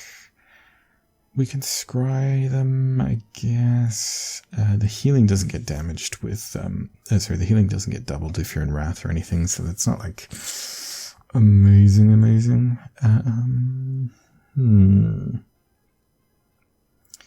I would have taken this definitely if we'd taken the coffee dripper so that we couldn't rest anymore, because that would be like a legit way of getting health back. We've got lesson learned so that it could like potentially upgrade the bites. I don't know. It's not a great deal considering we've already upgraded several of our strikes. I don't think we're going to take it. As nice as it might be, I don't think we want it. You step back and raise your weapon in defiance. The tall figure sighs. Very well. The entire group of hooded figures morph into a thick black fog that flows away from you. You are alone once more. I think we had this in a previous video where we could have done some vampire stuff and we didn't. That's fine. An old beggar cloaked in fur reaches his hand out towards you as you pass. Spare some coin, child. So you can pay him $75 to remove a card from our deck. I don't really want to do that. I kind of want to keep my money for the store, even though like we'll probably be able to get a fair amount of money. It's not a great deal. Like I'm reasonably happy with our deck. We can certainly remove some cards, but it's not like the worst to have these things. I guess getting rid of like a defend or something could be okay. Yeah, I think I'm alright. Okay. You will never make a difference. You never do. That's a reference to us getting like revived again and again. Ooh, we might lose some money on this fight. These little looters and muggers are gonna steal 15 money every time they hit us.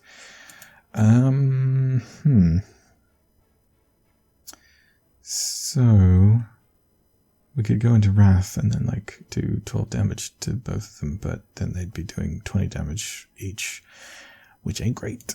So I think we're just gonna defend 3 times and then consecrate for a little bit of damage and end our turn. And we'll take 5 damage. It's unfortunate that we didn't have more attacks in that start, or the ability to like go into calm or something. We are not going to be playing Wish this turn. This fight. That's far too much.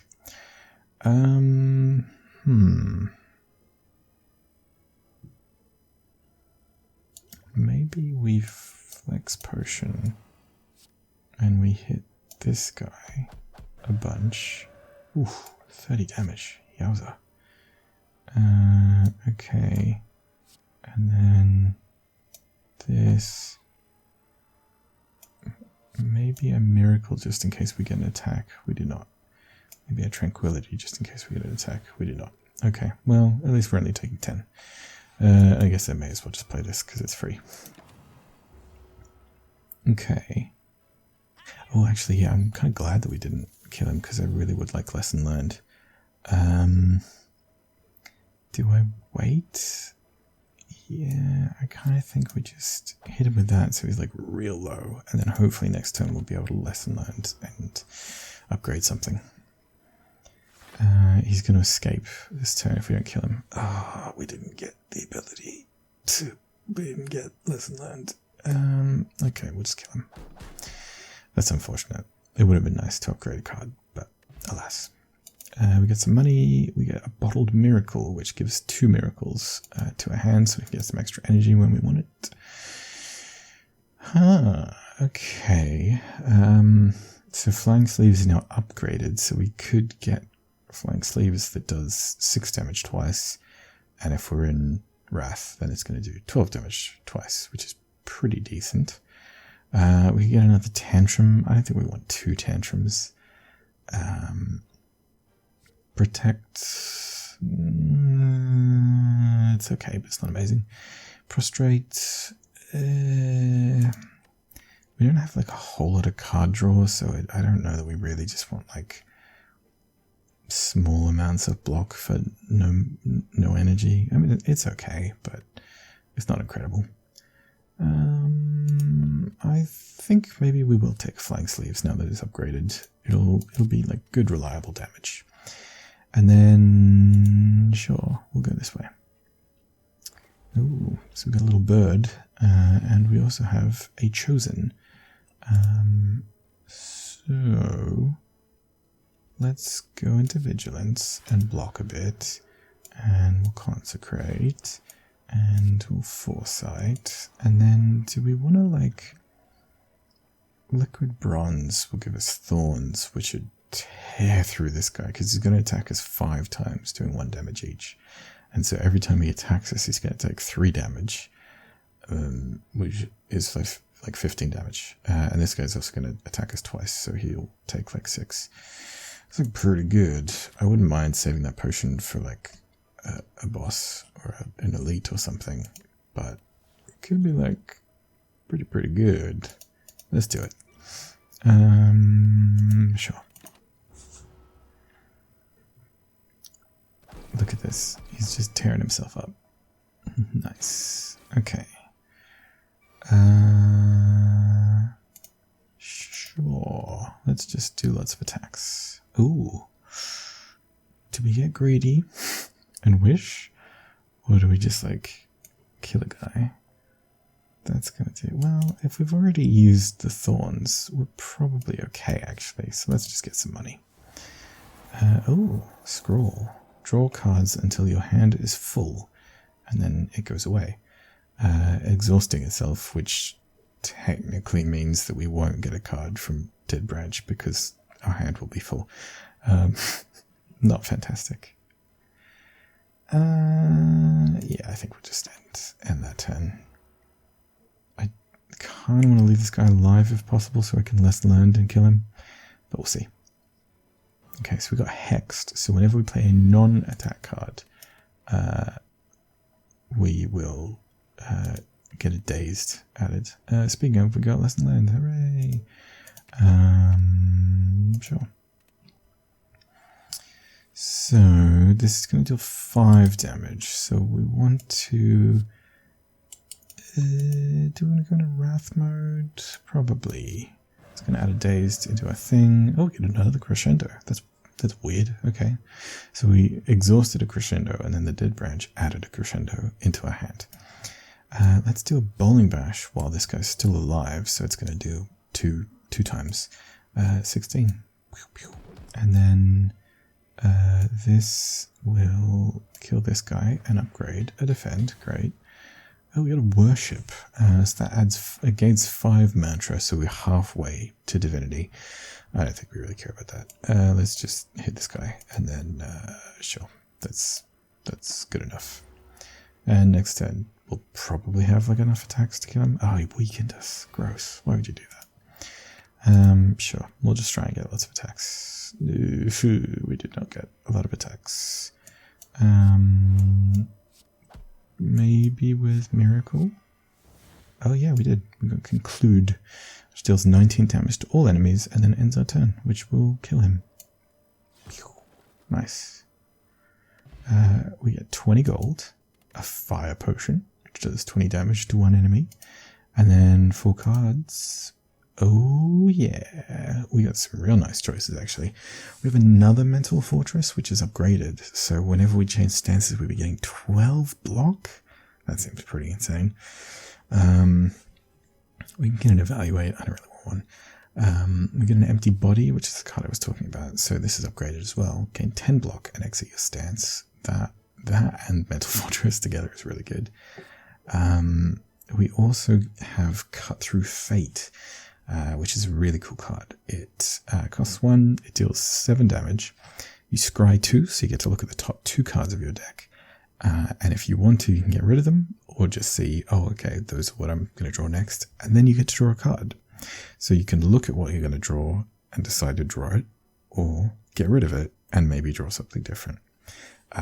That's a really, really nice thing to have the ability to do. Empty Body or Mental Fortress. Mental Fortress doesn't really do anything by itself, whereas Empty Body does. This is rarer, so it's not as likely that we're going to get another one, but I don't know that we really want 2 of them anyway. I think Empty Body's probably the way to go. And then we're going to be able to upgrade something else. Upgrading Wish could be cool, so we get more money or more strength or more plated armor. Upgrading Tantrum makes it attack an extra time. Get Scry an extra 1. Or this gives us a bit of extra block and more scrying.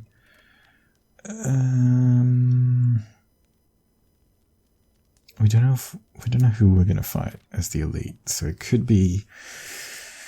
Who could it be? It could be the Book of Stabbing, which is like a single guy that does lots of multi-attacks. It could be the Gremlin leader, who's like a big boy that summons lots of little boys. Or it could be... Who is the other elite? Why can't I think of it? Oh, it's the Tri-Slavers. It's the three slavers. So 2 of those fights have multiple enemies. So might be a good idea to either upgrade Bowling Bash or upgrade Consecrate.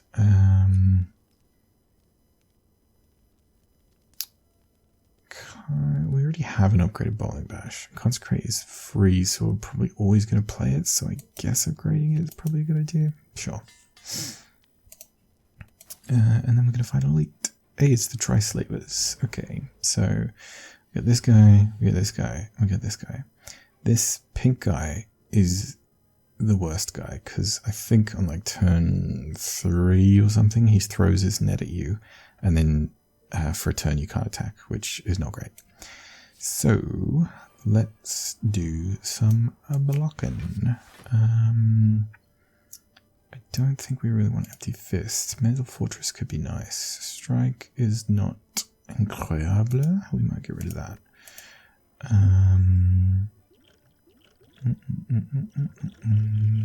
I think we'll save everything. We're going to take a fair old bit of damage. We're going to take 17 damage. Oof. Is that acceptable? We can add some miracles and just like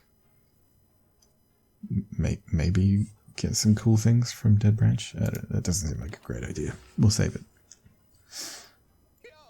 I think if I'm gonna just try for like random cards, I may as well at least be in Wrath mode so I can like do extra damage. Let's not do much in the way of defending, because this guy's gonna stop us from attacking. Ugh, what is this?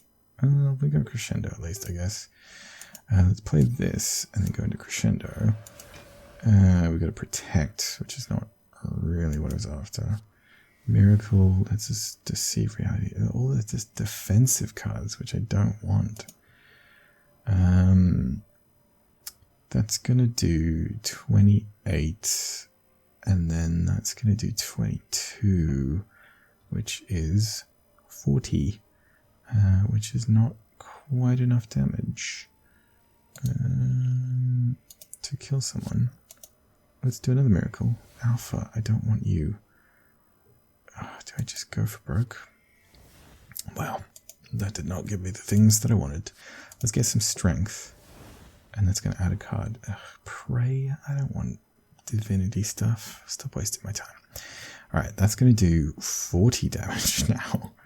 And that's going to do 28. So that's going to do 68. So I could kill one of these guys. I could kill this guy, but he's not actually going to do any damage to me. Actually, I don't have enough. I don't have enough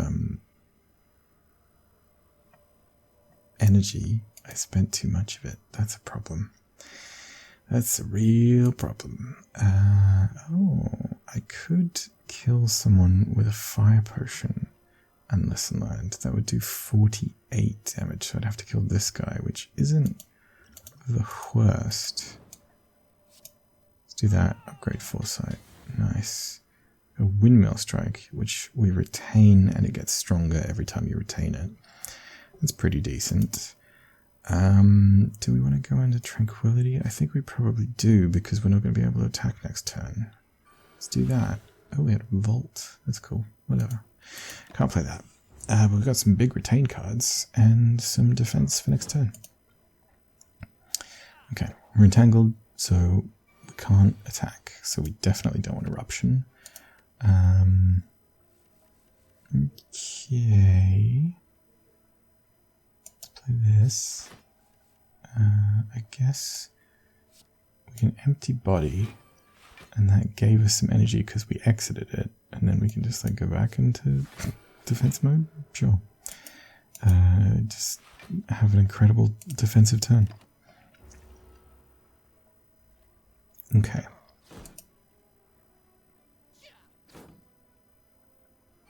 So now we're going to have crazy attack. We don't need to hold anything back because we did not. We already used our whatchamacallit, Killy thing, Killy boy, lesson learned. That's what it's called, lesson learned. We already used that, so it's all good. Let us kill this guy and that guy. Nice. We took quite a lot of damage, but we're doing okay. We got 31 gold. Ooh, look at that. We're rolling in money. We got a blood vial. So at the start of each combat, we heal 2 hit points. Interesting thing about the blood vial, if we had had that before we encountered the vampires, then we have the option of giving them the blood vial, which I think lets us get the bite attacks without losing max health. So that would have been interesting. And we get a flex potion, which gives us 5 strength for 1 turn.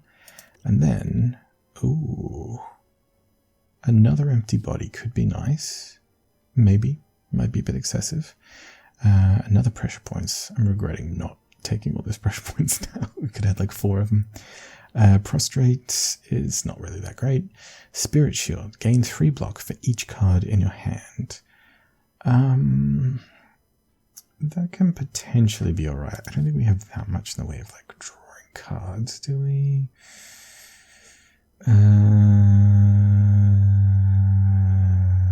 Sanctity, I think, is like literally the only thing that we really have. Yeah, it's not fantastic. Spirit Shield's not. It's like, it's an okay card.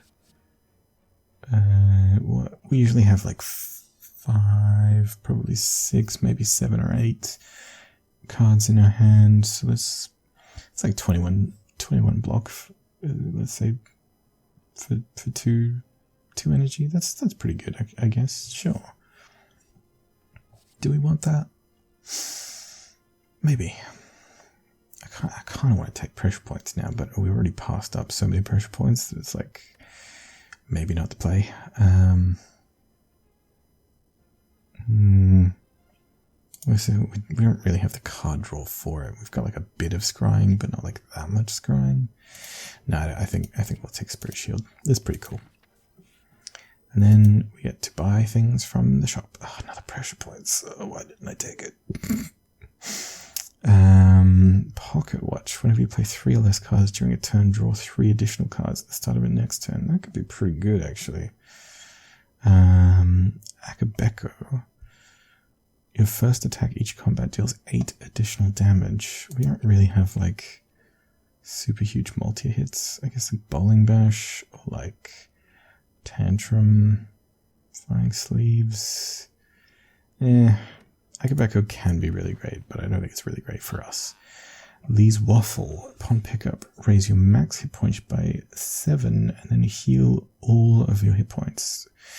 We are a bit low on hit points. I think Flurry of Blows is a really good card for us to get. So it's a 0-cost attack that doesn't do like a lot of damage, but whenever you change stances, it comes back from your discard pile to your hand. And we kind of like changing stances, so like it's pretty good. We could get a Sash Whip so we can weaken people. That could be pretty good. Get a Third Eye so we can do more scrying. God,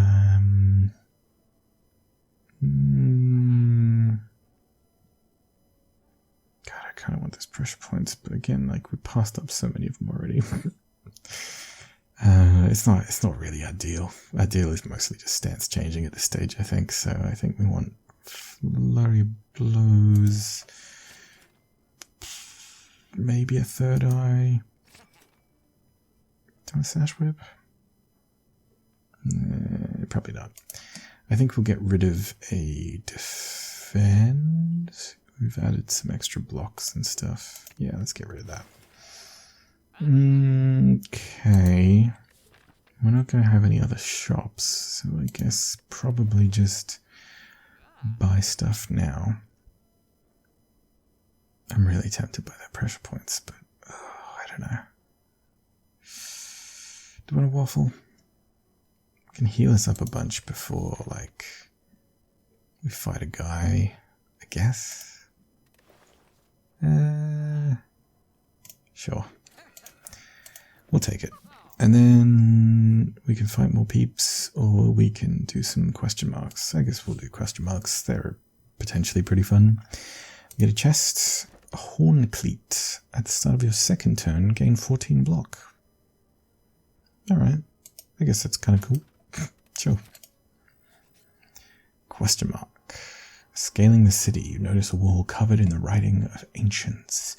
As you try to wrap your head around what the puzzling symbols and glyphs could mean, the writing begins to glow. Suddenly the message becomes clear. So we can either remove a card from a deck, or we can upgrade all strikes and defends, which is actually only upgrading like 3 cards, so that's not really that great anymore. It's great to get if you haven't upgraded any of them, but we accidentally upgraded a whole bunch of them, so actually I think maybe just deleting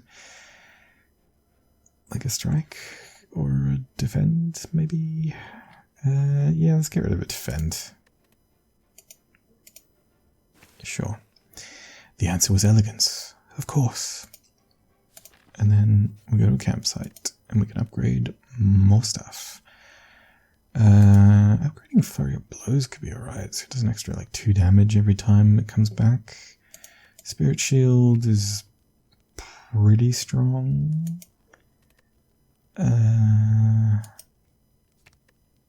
Fist, Wish. Upgrading Wish is pretty good. We probably want that. And then I think we probably want to fight another elite because we healed up a whole bunch. So we got a Cultist and a Chosen. Okay. I'd like to Bowling Bash, but I'd also like to protect myself. We can probably take the hit on health. Okay, we did like a pretty good hit on this guy. And then we're going to be scrying every turn, which is nice. Oh yeah, we got like 14 block at second turn. In which case, we don't really need any of these. I don't think I really want Tranquility either, so let's just get all attack. Okay, maybe not. So we're going to hit this guy for 5, and then we're going to go Tantrum. And then because we went into Wrath, we get Flurry of Blows back into our hand. I'm going to Consecrate and kill that guy, and then hit this guy. And, I mean, we don't... we can scry a bit more, I guess. Sure. So we're going to get Tantrum again, which is actually pretty good. Okay, so he's gonna Hex us. That's fine. I don't really want this. We kind of just want to do loads of damage.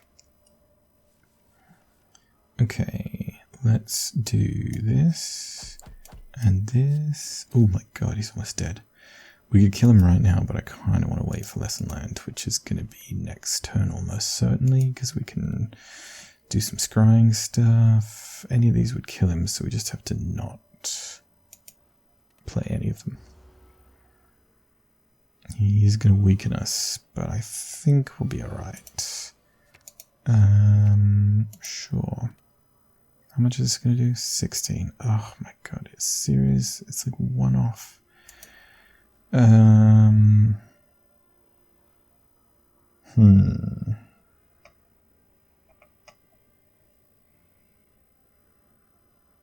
this can work.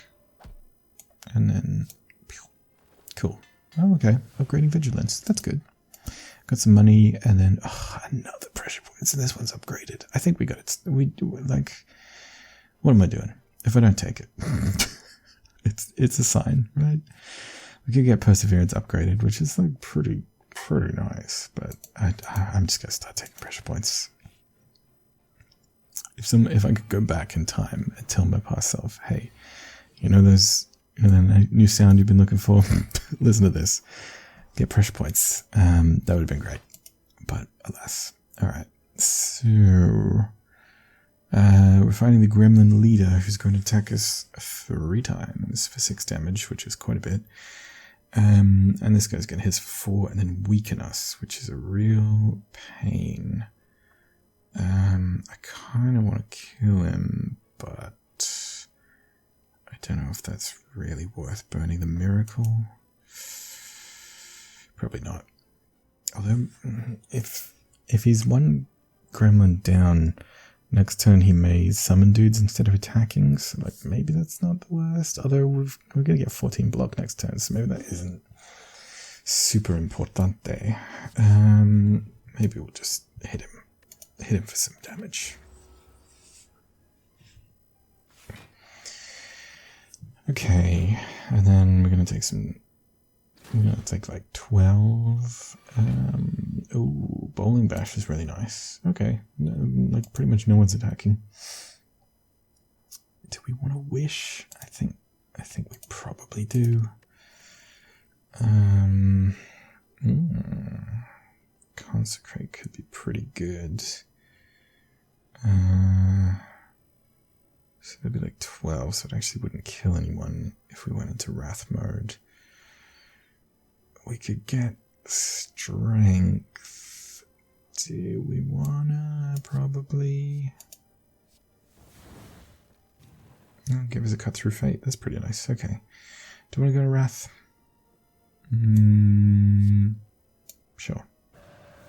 Ooh, signature move is really cool, but you can only play it if it's the only attack in your hand, which it is not. Let's use a miracle first. Ooh, weave. That's nice. Whenever you scry, return this from the discard pile to your hand. We scry every turn, baby. Right, let's do that. Let's do a bowling bash on this guy. It's going to hit him 3 times, and then consecrate, and then everybody dies except this guy. Nice. That's really good. We might be able to kill him next turn. If we can get a lesson learned, that would be really nice. Let's not do you. You're okay, you're okay. Lesson learned would be really good. Yes, we got it. We got one. We did it. Oh, upgrading Spirit Shield. Okay, that's nice. That's good. Got 30 gold.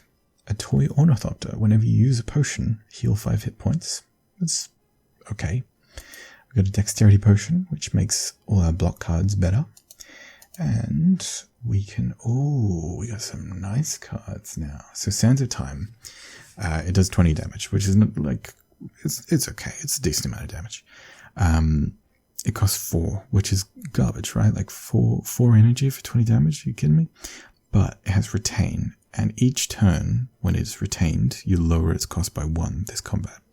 So it goes from 4 to 3 to 2 to 1, and then 0. So if you hold on to it for a bunch, it becomes free. And then every time you play it for that combat, it's free. It's like kind of okay. It isn't really like our kind of style. We've got flying sleeves. I don't think we need another one of those. We have a Fear No Evil, which says deal 8 damage if the enemy intends to attack and to calm. So that's really nice for our stance switching thing. So I think I'm probably going to take that. Collect is also pretty cool though. It's an X cost card, so however much energy you have, it will just put all of that into collect. And then it says put a Miracle Plus into your hand at the start of your next X turns. So if you put 3 energy into it, then for the next 3 turns, at the start of that turn, you will get a Miracle Plus, which gives you 2 energy as a little retain card. So it's kind of a buy now. Well, actually, it's a pay now, get benefit later, but it's like kind of cool. And it also gives us a bunch of exhaust for like the dead branch, but I think Fear No Evil is going to be pretty good for us. Helps us switch back and forth out of stances, which gives us block with the mental fortitude, and it gives us chances of drawing flurry of blows, and it also gets us out of wrath mode if we're going to get like really hurt, so it's pretty nice. Oh, we got our pressure points.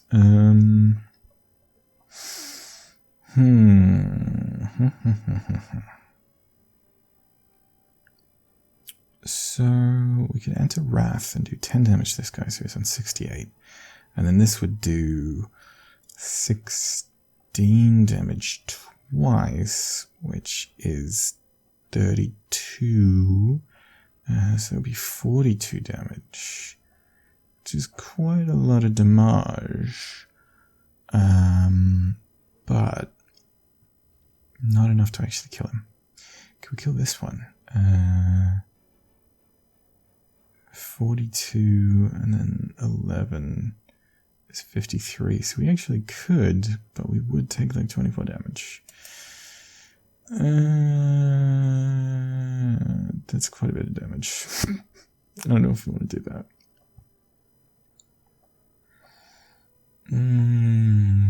We don't have to kill him one turn, I guess. Let's do this, and then, that, and then that. And now we're like in calm again. And we've got 16, so we're going to take like 4 damage. That's fine. We have 2 mantras, so like, I guess eventually we could go into divinity, but it's probably not going to happen. Okay, we got hit a little bit. And we also have frail, so we gain less block from cards, but whatever. Okay. Let's hit this guy. and then we'll do a consecrate, and then I guess we can empty body, and then may as well hit this guy, and then this guy isn't actually attacking us, so we can't go into calm, but I guess that's fine. And then we may as well just do a bit more damage, I guess. He's just blocking, which is fine. Okay. Guess we'll just like Spirit Shield. We'll gain exactly enough block, and then we'll just hit this guy for a little bit, even though it doesn't do anything. We're just kind of biding our time. That's fine. Okay. This is good.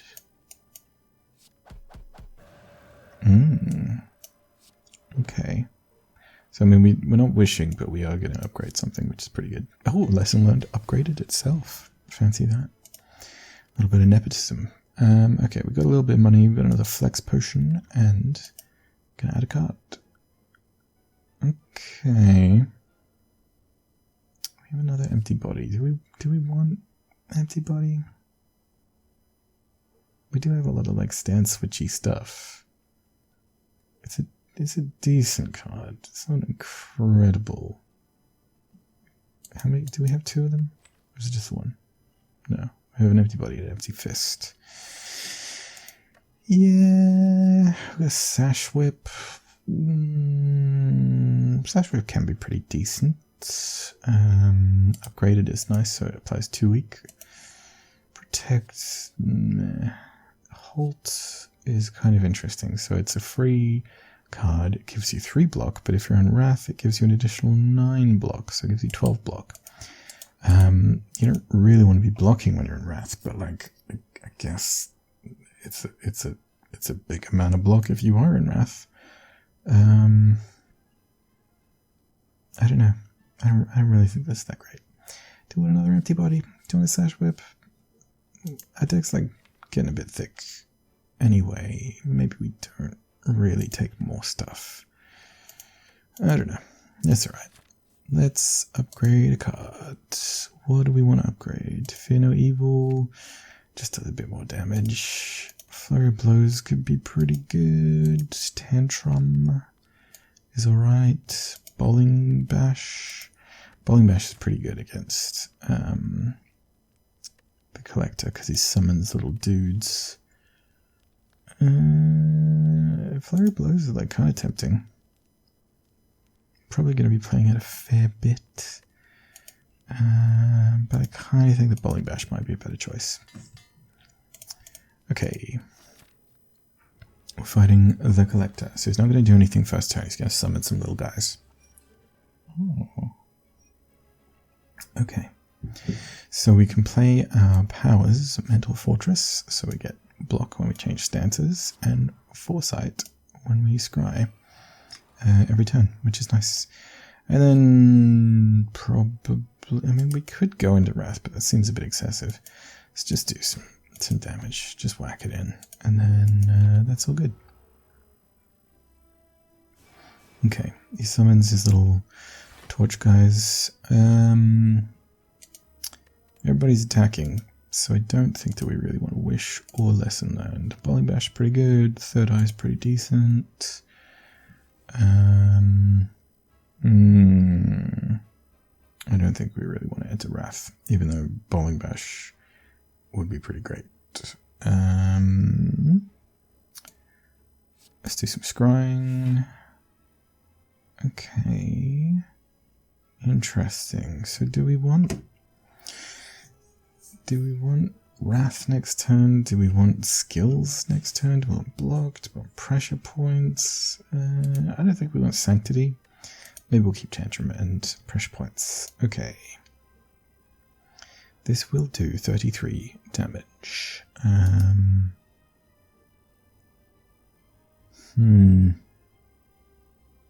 Oh, we've already got 21 block. Jeez, okay.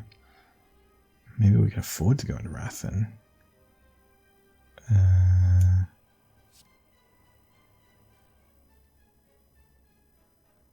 Maybe.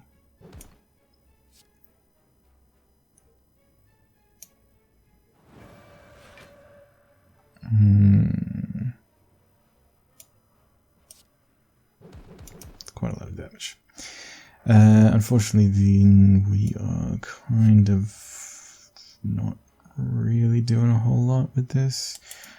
I don't know, maybe we could have even killed him if we just drank both those flex potions. If we just done all the attacks to him. That might have been better.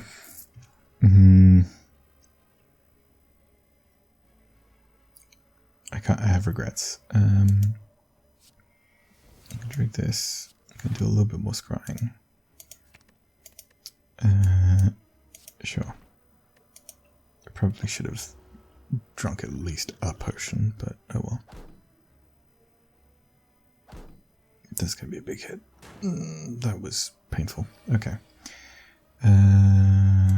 What's the enemy doing?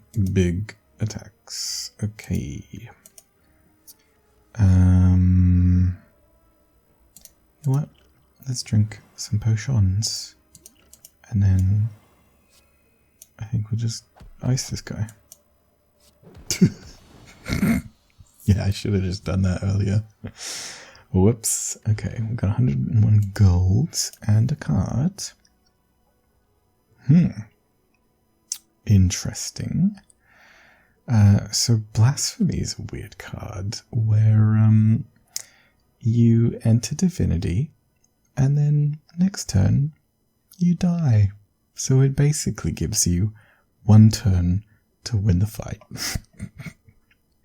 If you don't, like, you go into Divinity, so you deal triple damage and you get 3 extra energy.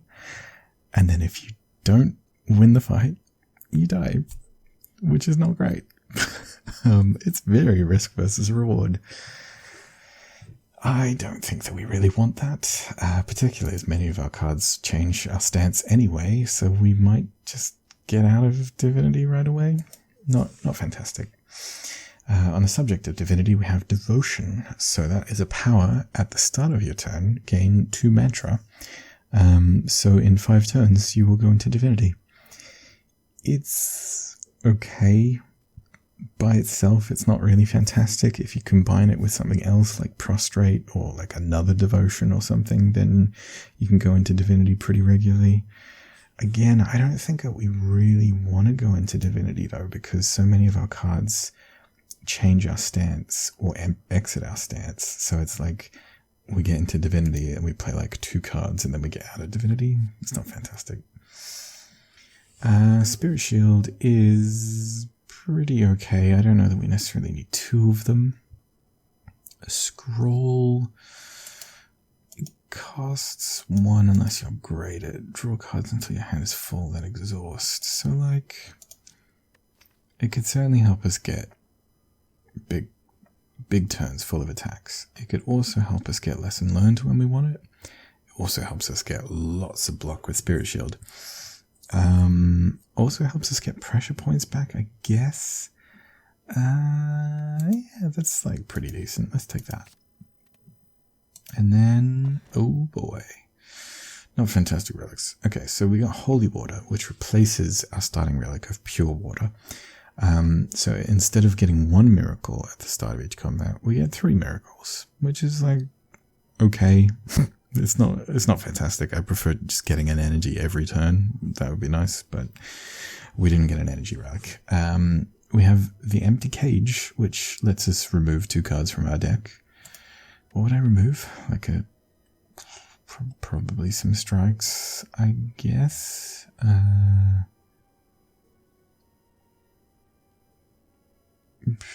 Yeah, probably just strikes. I don't know. It's not like awful, but it's certainly not great. Alternatively, upon pickup, you can transform 3 cards and then upgrade them, which could be better than just removing them, I guess. We could transform 2 strikes and a something. I don't know.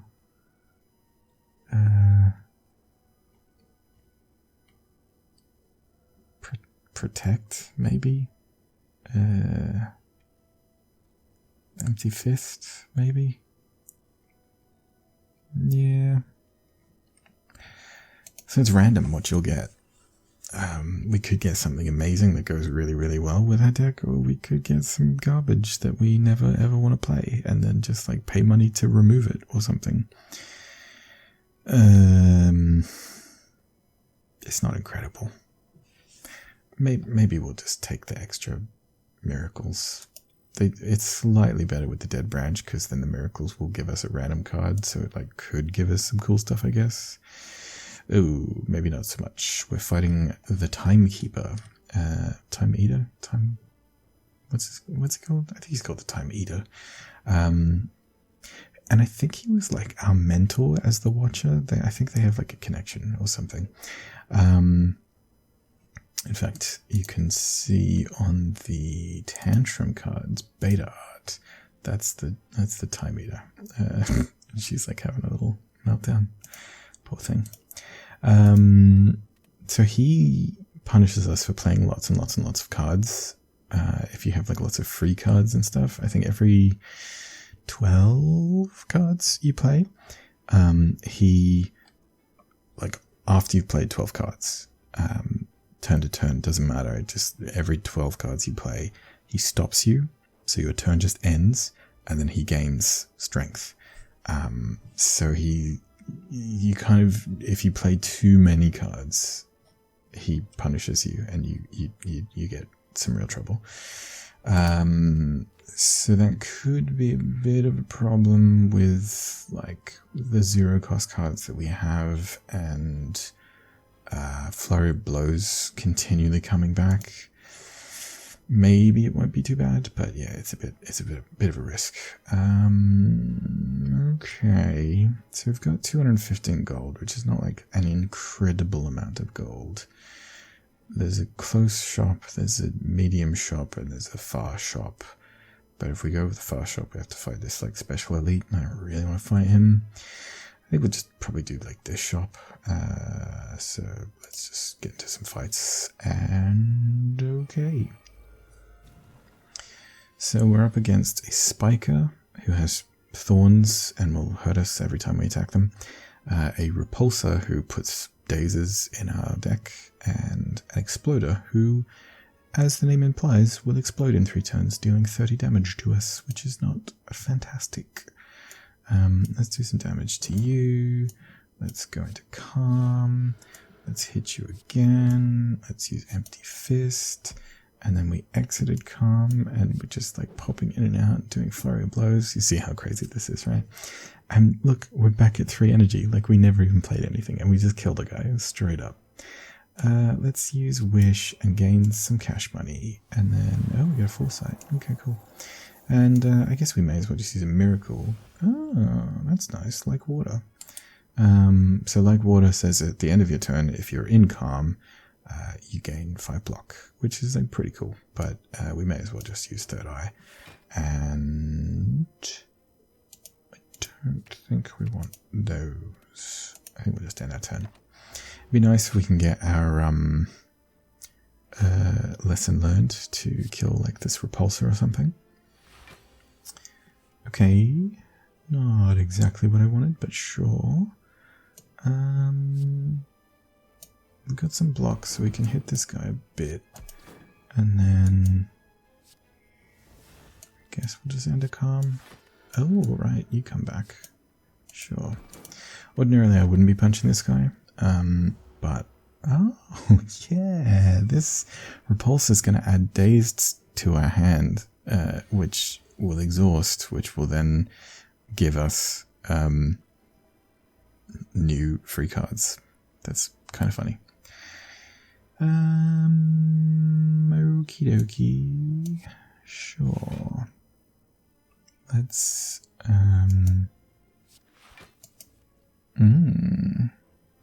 okay. So pressure points doesn't actually deal attack damage, which means the Spiker does not get to hurt us, which is kind of nice. And then I guess we could use this Conjure Blade to shuffle an Expunger into your draw pile. So that will do like huge amounts of damage, X amounts of time. Sure, we'll just play that. Oh, we got it just lucky. I don't really want that. I guess it's fine, whatever. Sure. And then I'm mostly just holding out for a lesson learned now. Didn't get it. Okay. Do some hits. Hit this guy a bit more. And then we'll just end turn. Okay. May have put him a little too low. Now, hey, we got an expunger. It's going to do 20 damage 2 times. That's pretty cool. Let's do this, and I guess we'll just not do anything and wait for our lesson learned. Because this guy's not actually attacking us. Oh, now he is. Oh boy.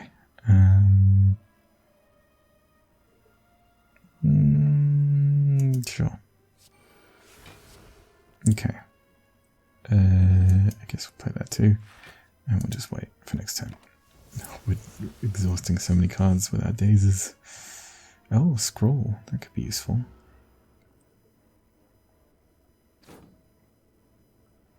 Ah, finally. Good. Okay, here you are. Ah, we upgraded Tantrum. That's nice. Okay, we got some money and... Ooh, we could get another Flurry of Blows, which would be really nice. Except that we're fighting the Time Eater. And so he's going to punish us for having lots of little free cards. We get an upgraded Consecrate, which would be cool, but again, don't really want cheap little cards. Do we just take the Flurry of Blows? We don't have to play it. That's a good point. Let's take it. We can take it and not play it. Okay, we're fighting an Orb Walker who's going to get 3 strength every turn, which is a bit of a problem. Let's go into Calm. We can do some Scryan, I guess.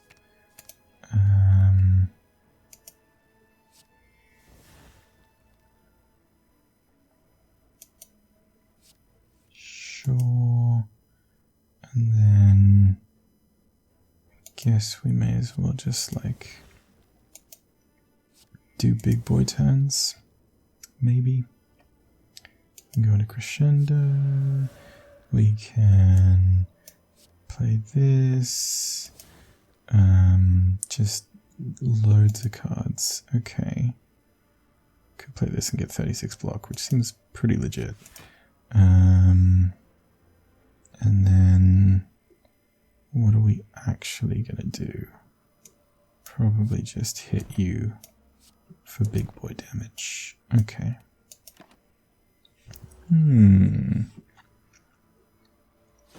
Are we actually gonna be able to kill him with Lesson Learned?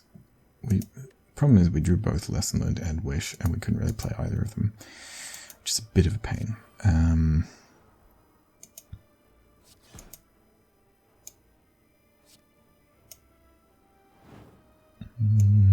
Okay. Oh, we got plus me. I don't really want to play that. Interesting. Okay, we've got him on death's door, so we can just kind of see if we're able to hold out, and if not, then maybe we just... That's like pretty decent. Okay. We took a little bit of damage from a burn, but that's alright. Okay, we're doing pretty well. Maybe we're going to be able to... Okay, we're like... forgot about these guys. Okay, let's just end that turn. We're covered. Hopefully next turn we'll be able to draw a Lesson Learned. If we don't, maybe we just need to kill him. We can block for 12. Is it worth taking 10 damage for the chance of upgrading or getting money? Maybe. What are we hoping gets upgraded? I guess a Flurry of Blows, Scroll would be really nice.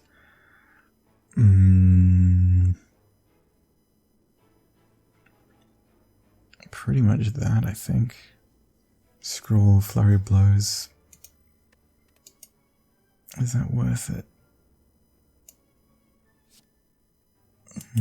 No, we're actually going to take like 12 damage because that gets a little bit more. Actually, we're going to get 6 block though because we switched stances. So like, that's pretty good then. Okay, sure. We take like 6 damage. I think that's worth it. Okay. Yes. There you are. That's my boy. Oh, strike. Great. Okay, whatever. Okay.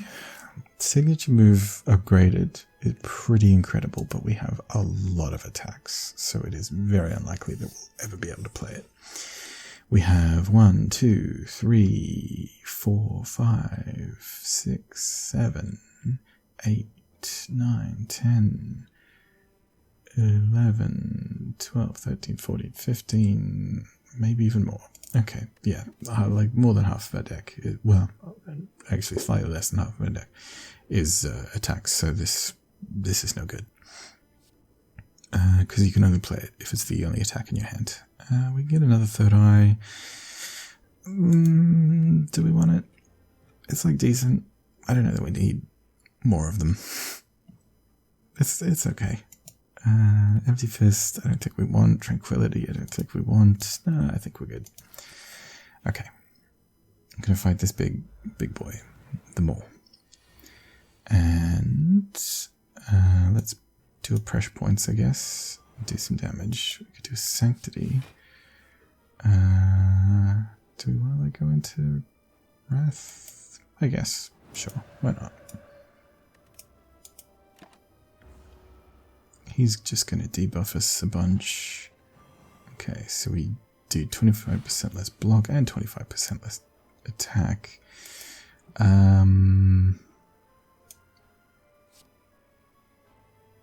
Let's do a flurry of blows.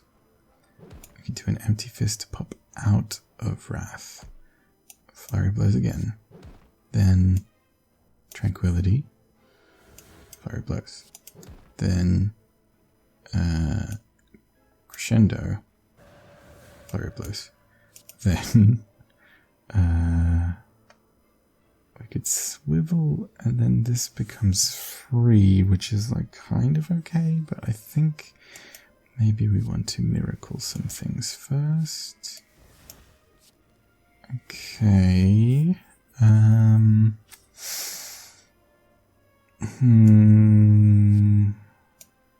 Let's use scroll and draw a whole bunch. And then we can do a swivel, which then makes this free. And then we can like do this and this. And then probably, well, actually we're alright on block. So maybe we don't really need to.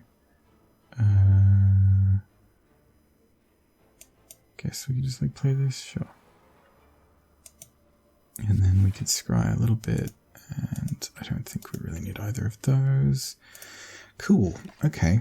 He's not doing too much damage, and we've done like almost half of his health. Okie dokie. We could play this, we could do this. Then I could exit my stance, which would let me get flurry of blows back into my hand, or I could just stay in wrath. Yeah, it's not really worth getting the damage, I don't think. I'll just stay in wrath. Actually, I could have attacked him with Fear No Evil. Is that what it's called? Yeah, Fear No Evil. Could have done that. Oh well. Freak out. Let's do this. And then, oh my god, he's doing a lot of damage. I have no way of getting out of wrath. That is a real problem. He's going to do a lot of damage.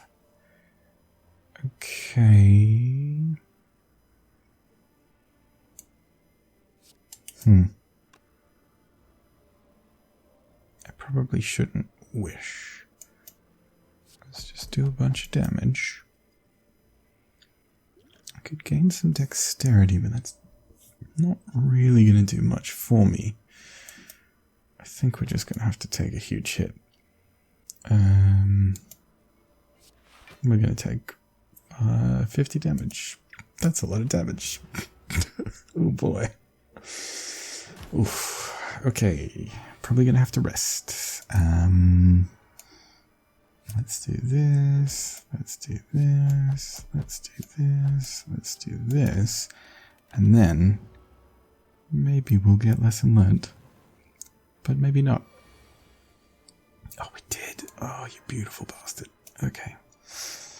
Empty fist.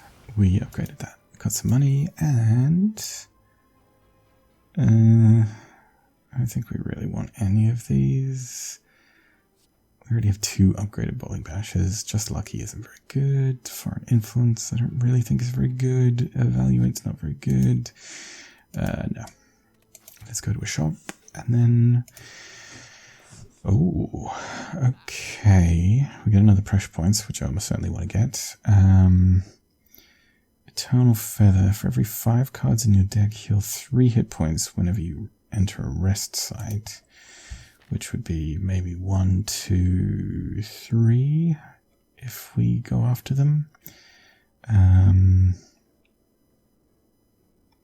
2, 3. Yeah, okay. So we'd heal what? 6 times 3 is 18. So we'd heal 18 hit points every time we go to a rest site. So we probably wouldn't have to rest, but that is like all of our money basically. Alternatively, Mummified Hand. Whenever you play a power card, a random card in your hand costs 0 that turn. We've got 1, 2 powers. 2 powers. Okay. Frozen Eye lets us view our draw pile in order, which I guess is okay, but we're already scry, so it's not like that incredible. Deva Form is... It's kind of a weird power, I guess. It costs 3. At the start of your turn, gain energy and increase this gain by 1. So every turn you get 1 more energy than the turn before, which is incredible. But it tends to be kind of a win more card. If you have the energy to play Deva Form, you're probably in a pretty good state. And also at a certain point you get so much energy that you will not be able to play enough cards. So it's probably not incredible. Also, more energy lets you play more cards, but Time Eater doesn't like you playing cards, so it's not that great for us. I think we probably want to play buy pressure points because it's great, and also Master of Strategy lets you draw 3 cards. It's probably not that useful. Duplication Potion. I don't think we really want that. Let's get rid of some cards. What do we want to get rid of? Probably a strike.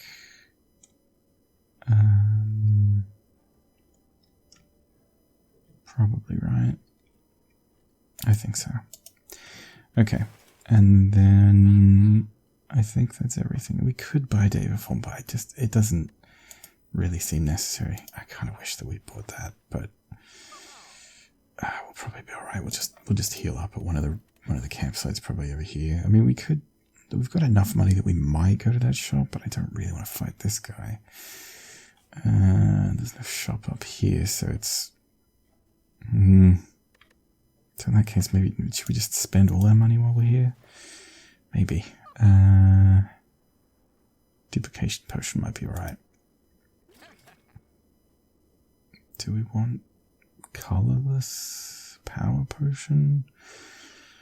What kind of power would we even want? I don't know.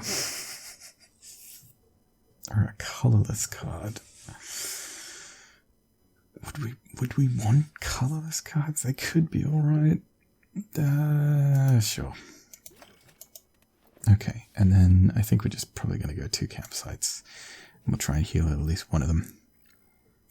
Oh, we can upgrade a card. Before you lies an elaborate shrine to a forgotten spirit.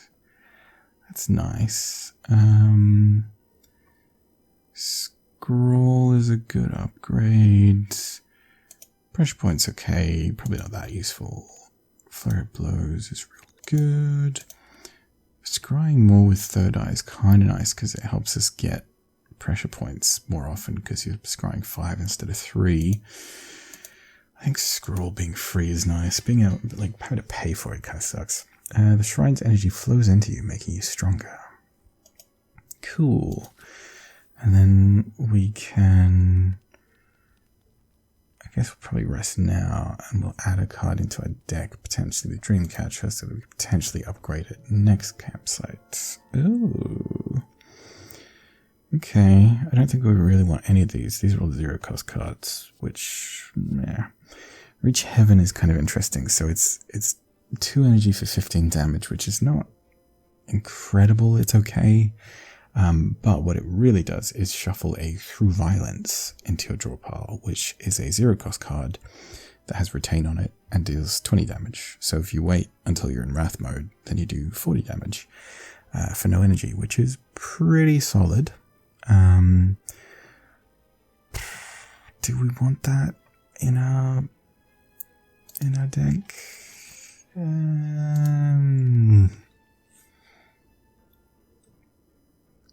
We've got a couple of like pretty expensive-ish cards already, like Spirit Shield, Lesson Learned, Wish. Well, not that many, I guess.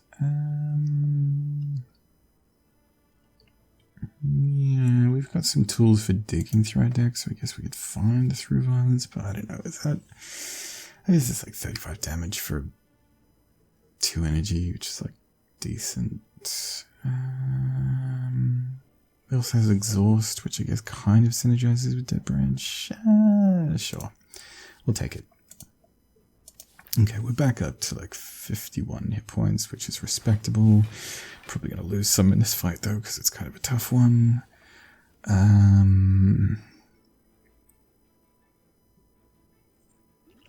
Let's get a colorless card. Okay. The Bomb. At the end of 3 turns, deal 40 damage to all enemies. That's pretty good. That'll kill pretty much all of them. And it's free as well. Let's do that. Let's do that. And then we'll just protect ourselves a bit. Might even Miracle. Ooh, Crush Joints. Deal 9 damage. If a last card played this combat was a skill, apply when vulnerable. It's not really going to do very much, but I guess it's kind of nice. Alternatively, we just do 15 damage, which is arguably better. Who are we concerned about? I guess this guy's going to make himself stronger, so maybe that guy. We're going to take 7 damage. That's fine. Okay.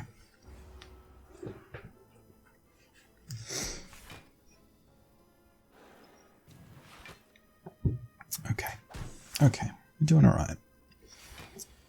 We got some extra block from the Hornicleat, and then Spirit Shield is going to get us even more block, which is actually really good.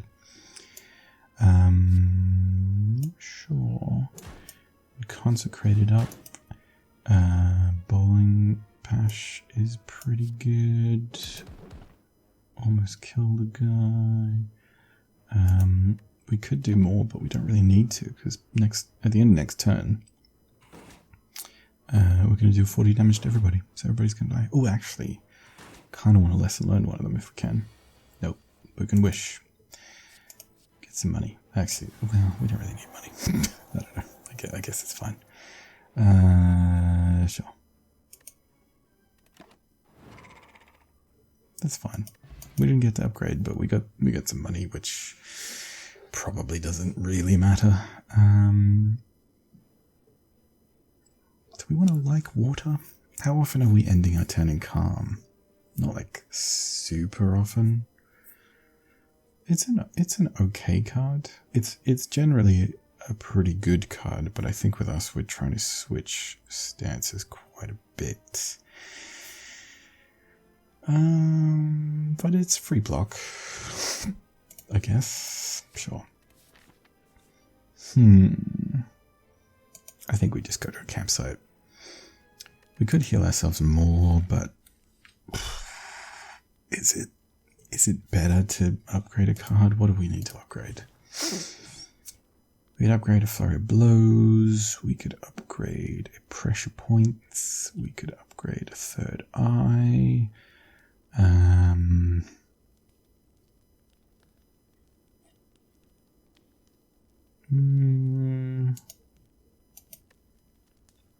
I guess Flurry of Blows is like a decent upgrade. Is there a card that I really want from like resting?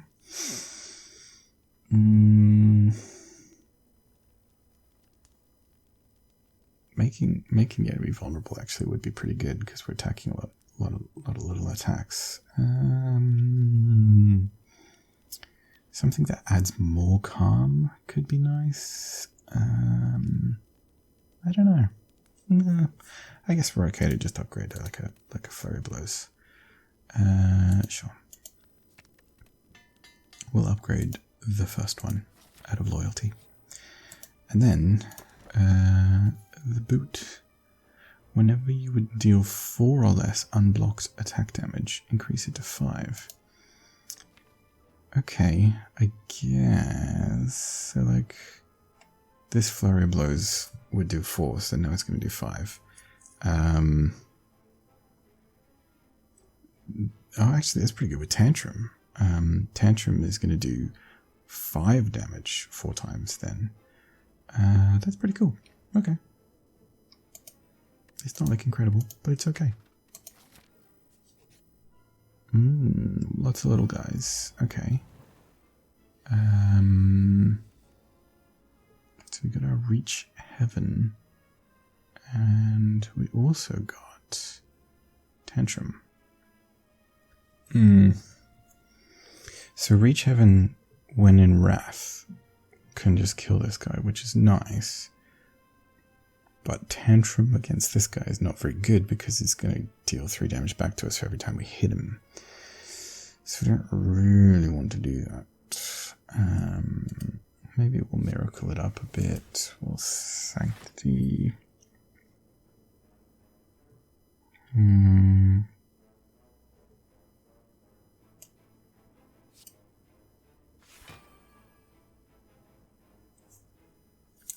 I didn't really think that through. Whoops. That's fine, whatever. We'll just do a bunch of damage to him. Hit him a bunch. And then, like... Empty Fist. Sure. I don't know. Doesn't really matter. Basically, we just want to try and get him down so we can lesson learn one of them. At this point, we don't even really need Wish for the money or anything. Okay. Let's do some damage with that. We can go into that and then hit this guy a bit more, and then we'll do some scrolling, and then got a miracle, and like do that, and like this can kill that guy, and then everybody else can just die later. That's fine. Okay. What do we even upgrade? I didn't even pay attention. It was probably just some basic sort of card. I don't know. Who knows? Whatever. It doesn't matter. Oh, we got a Blasphemy. I guess we can mess around with Blasphemy. Sure. So we're going to enter Divinity and then die next turn. Look, we got all our Flurry of Blows and everything. A Flying Sleeve. This does lose damage. Boom, boom, boom. Even this will literally kill them all. Sure. Oh, that's what Divinity looks like. Got some money. Got some Fruit Juice, which increases our maximum hit points, which is nice. We'll drink that now. We can add a card to our deck. So we could get Blasphemy, but I don't really want Blasphemy. We could get Crescendo, we could get Consecrate, could get Bowling Bash. Well, we could retain Blasphemy, so if we upgrade it, so we can hold it in our hand and then just like keep it for a big turn. But I feel like 90% of the time it's just like a dead card that's not really going to do anything. It's kind of nice with Lesson Learned, I guess, if it's upgraded, so you can like hold on to it and then go into Divinity and then Lesson Learned. Speaking of which, what did Lesson Learned upgrade? I didn't even pay attention to it. Is it like Empty Fist or something? I'm struggling to see what it would have been.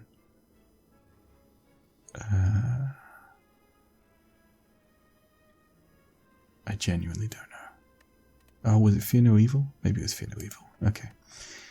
You know what? Let's take it. Why not? And then this guy again. He's back for more. And he is the more. That's a good joke. I like that. Okay, let's do some pressure points. So that's 11 mark, and he lost 11 health. And then we add this, and he's going to lose 19. Look at that. That's cool. Sure, we could just like scry a bunch. Let's get rid of you. Let's get rid of you. And sure.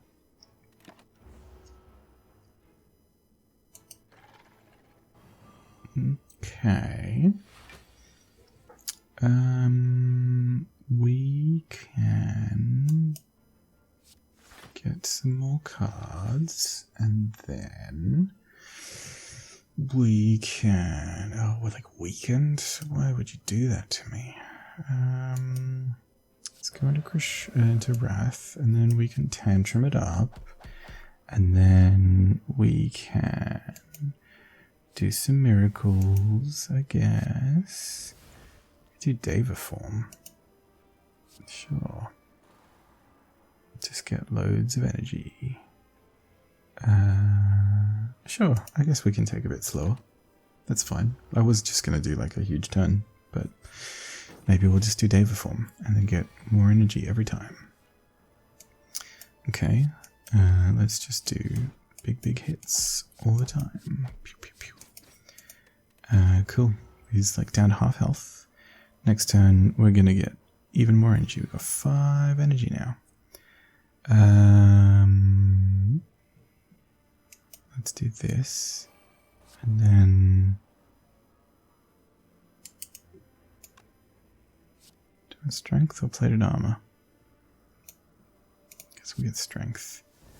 And then we can go into calm. And then this comes back. We probably should try and... Oh, indignation.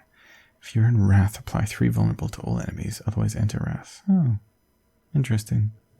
That would have been kind of nice before, I guess, but not so much now.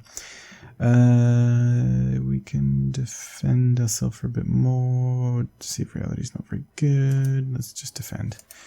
Cool. We'll take some damage. We'll take like 16. Yeah. Okay.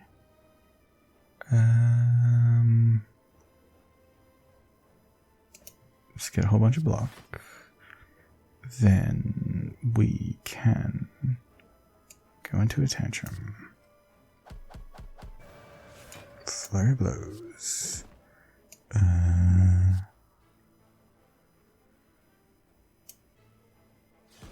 Okay, we can't quite kill him. Is it worth using our duplication potion? Maybe. Okay, we upgraded a 3rd eye. That's like pretty good. We traded a potion for upgrade. Ooh, another pressure points. Yes, please. We also have rush down whenever you enter Wrath, draw 2 cards, which is actually like pretty good for us because we're entering Wrath quite often, but more pressure points. Yes, please. Do you want to fight like an elite or not? The elite could kill us. we could get a relic. Do we want to risk that? I'm kind of thinking, nah. Let's just go this way. Act 3 elites are pretty tough. Not always, but certainly some of them are. And I think we're probably not very well equipped for several of them. Okay. We have no defensive cards, which is a bit of a problem. Can we get some? And the answer is no. I'm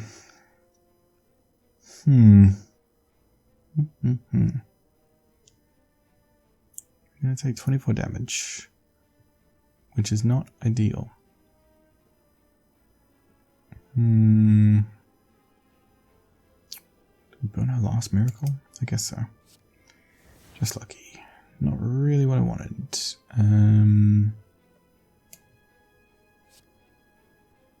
Okay, let's just hit him. And then we'll hit you with this. And then we'll hit you with this as well. Do we want that next turn? I don't know. Sure, whatever. Doesn't really matter. The boot is increasing a lot of this little itty bitty damage to get some big boy damage, which is nice. That's going to kill you. And then next, I guess we can do that and mark you. So because he didn't get attacked with the pressure points, he actually lost health. So he still has his block. He just lose the health. So that's kind of cool.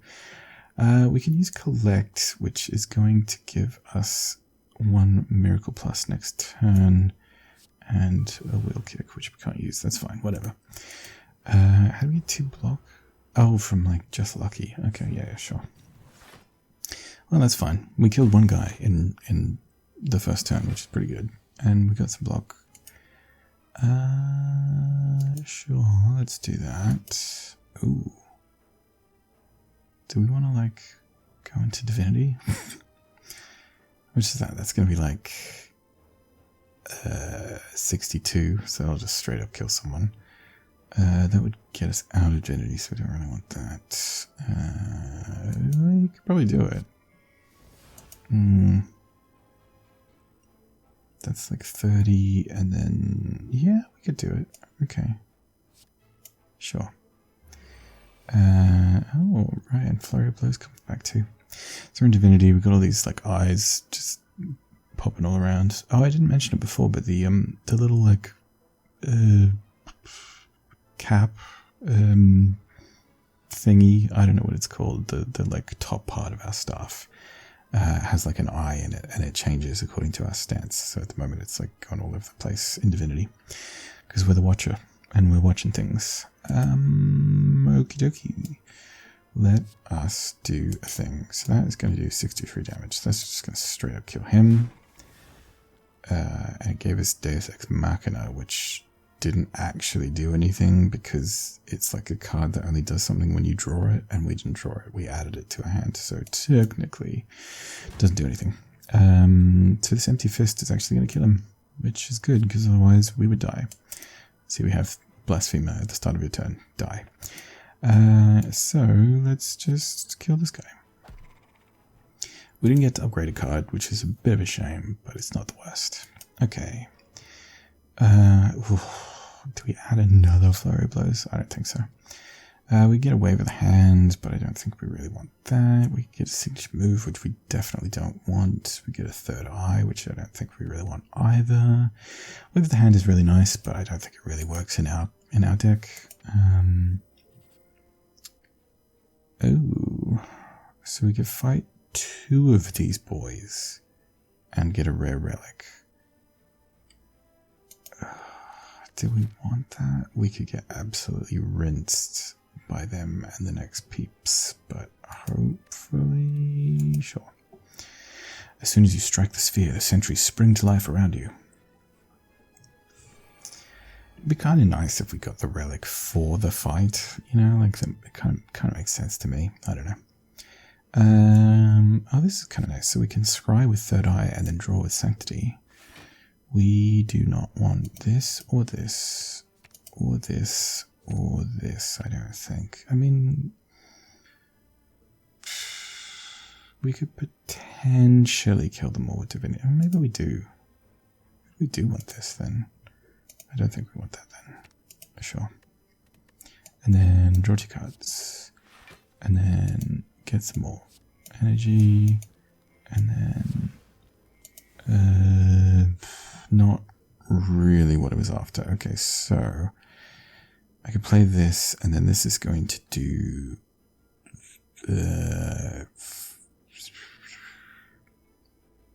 42, which is not very much. That's going to do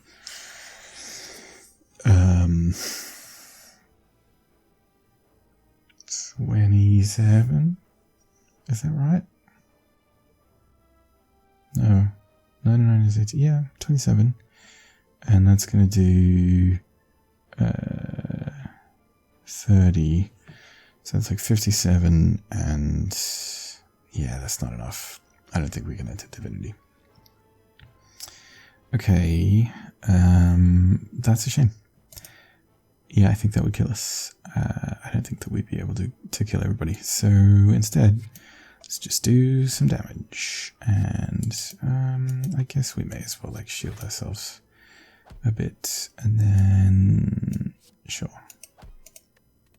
That's probably excessive in many ways. Oh well, that's fine. By the time those cards come around again, hopefully we'll be ready to kill some dudes. Okay, let's hit you up, and then you, and then you, and do I want to enter Tranquility? Enter Calm? Oh, Omniscience, which we kind of play.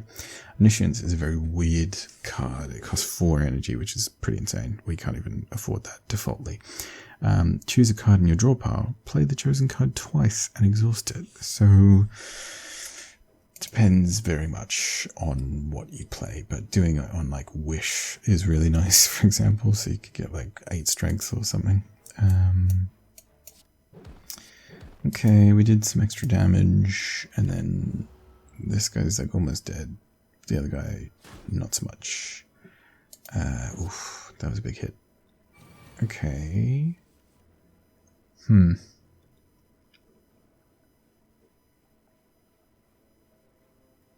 Okay, we could do a lot of damage, but we would also take quite a lot of damage. Alternatively, okay, 7 block, which is not a lot, but I guess it's okay.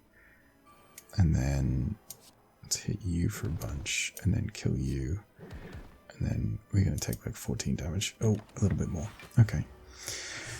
It's not ideal, but it's not awful. We are taking quite a hit.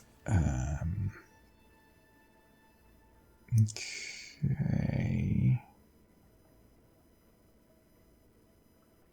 I guess we do this, and then this would be nice, but I think pressure points is probably going to do us better. Oh yeah, we're fine. Okay. Okay. Let's do another pressure points.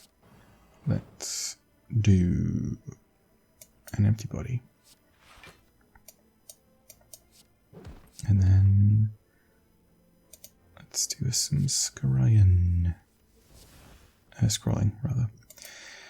Okay, I don't think we can afford to wait around for lesson learned, right? We just gotta kill him. Okay, that's fine. We took quite a lot of damage. We got some money, 49 gold. We have a stone calendar. At the end of turn 7, deal 52 damage to all enemies.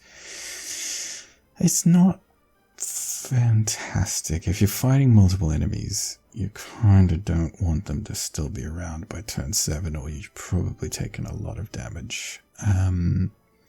It'll do 52 damage to like the boss, which is okay, but yeah, ideally we want to try and kill him quick. We got a Swift Potion, which draws 3 cards. That's good for us. And, ooh, a Weave would be really nice. Whenever we scry, we get a free attack. But, like, again, not fantastic for the old Time Eater. Although it is 4 damage, which will be up to 5 with the boot. Cut Through Fate's pretty good. I think we're going to Cut Through Fate. I just realized that we're going to have to heal at the we're going to have to heal at the campsite, which means we can't upgrade Blasphemy, which I really want to upgrade, so that's pretty unfortunate. Maybe if we lesson learned this guy, we'll be able to, but it's not looking so great. Okay, let's hit this guy. So this guy, whenever he gets hit, he changes his intent on what he's going to do. So he was doing like some small attacks, now he's doing one big one. And also, whenever you hit him with attack damage, he gains block. So I think we want some of this and some of this, and then get a little bit more block, and then maybe a protect, maybe even more. Deal pressure points as well. That was pretty wasteful. I don't know. Maybe that was the wrong call. Okay.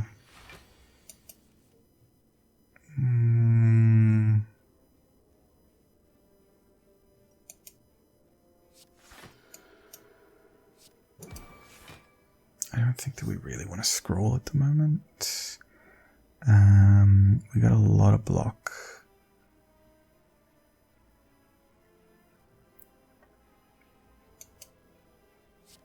Okay. I guess that's fine. Sure. We'll just kind of take it a little slow. This guy's potentially nasty, but not actually too bad in practice. I think we might want the plated armor. And then do I miracle so I can sanctity? It doesn't seem like a great decision.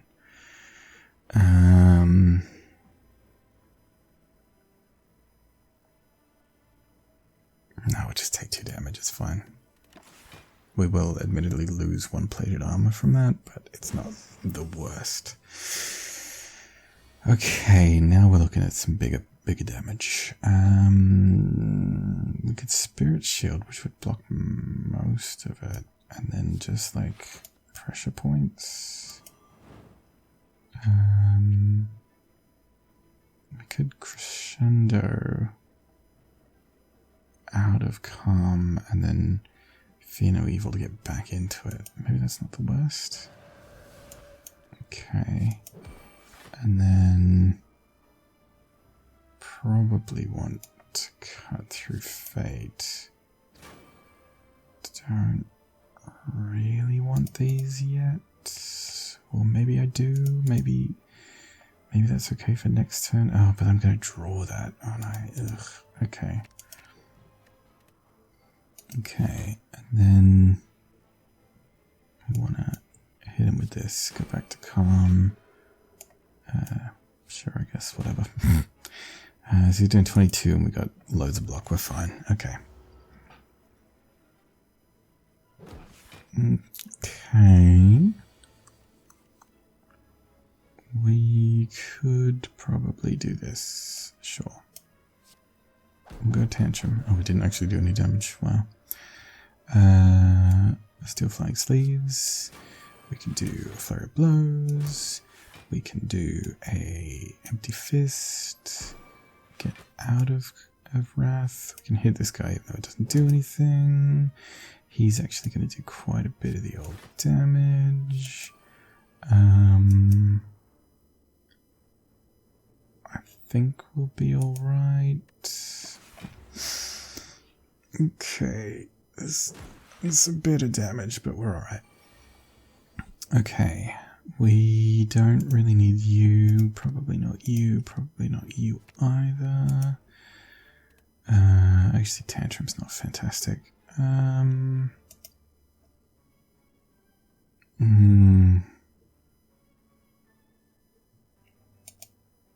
Pressure points would actually be really good.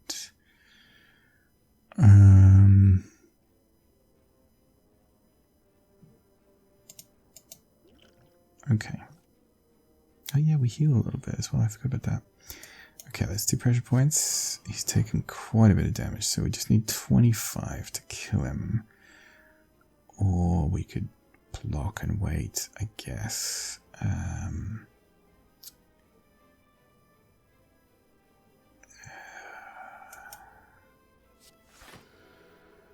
Okay, we're going to get 18. And he's going to do 21. Is it worth it to do a little bit more? Maybe.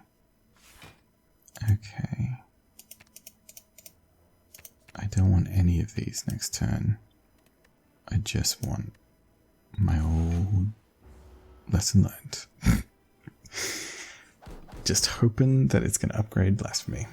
We don't want this, this, or this. Scroll we'll probably keep just so we can try and draw lesson learned. We did not get it.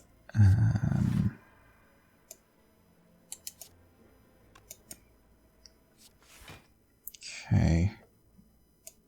Didn't really want that, but that's fine.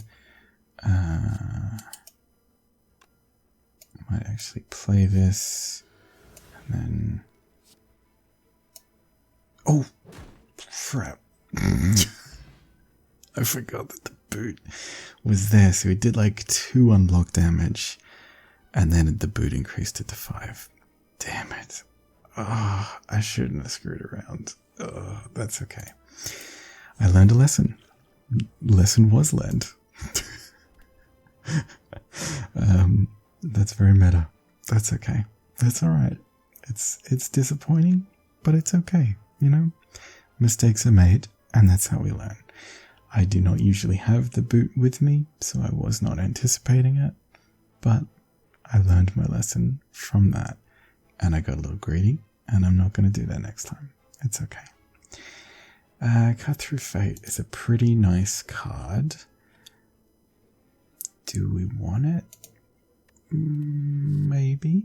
Master Reality upgrades cards that we make, but we don't make any cards other than Through Violence, I guess, which is definitely not worth taking just for that one card. Crush Joints Plus is actually really nice too, making them vulnerable. Vulnerable is really good because they take 50% more damage from attacks, and if you're already doing double damage, then you're doing like 150 extra percent damage, so that's pretty great. Let's do that. And then we have to rest. Like, we have so little. Okay. So we got Worship, which gives us 5 mantra and has Retain, so we can kind of keep it and then play it, and then we have to play it another time in order to get 10 mantra and go into Divinity. I don't think that we really want to be messing around with that, though. We don't have the energy for it, and also playing extra cards makes the boss harder. If we really need Divinity, we have Blasphemy, but Meditate is pretty nice, actually. So you put 2 cards from your discard pile into your hand and retain them, so you can keep them for next turn.